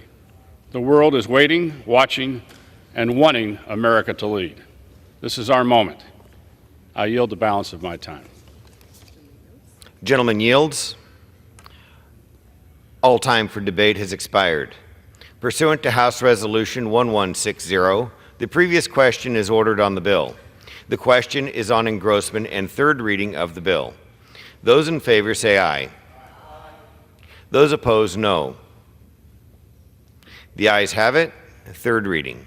A bill making emergency supplemental appropriations to respond to the situation in Israel and for related expenses for the fiscal year ending September 30th, 2024, and for other purposes. Under Clause 10 of Rule 20, the yeas and nays are ordered. Pursuant to Clause 8 of Rule 20, further proceedings on this question are postponed. Pursuant to Clause 8 of Rule 20, the unfinished business is the vote on the motion of the gentleman from Alabama, Mr. Moore, to suspend the rules and pass H.R. 3602 as amended, on which the yeas and nays are ordered. The clerk will report the title.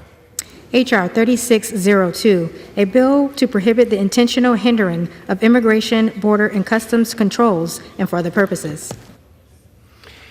The question is, will the House suspend the rules and pass the bill as amended? Members will record their votes by electronic device. This is a 15-minute vote.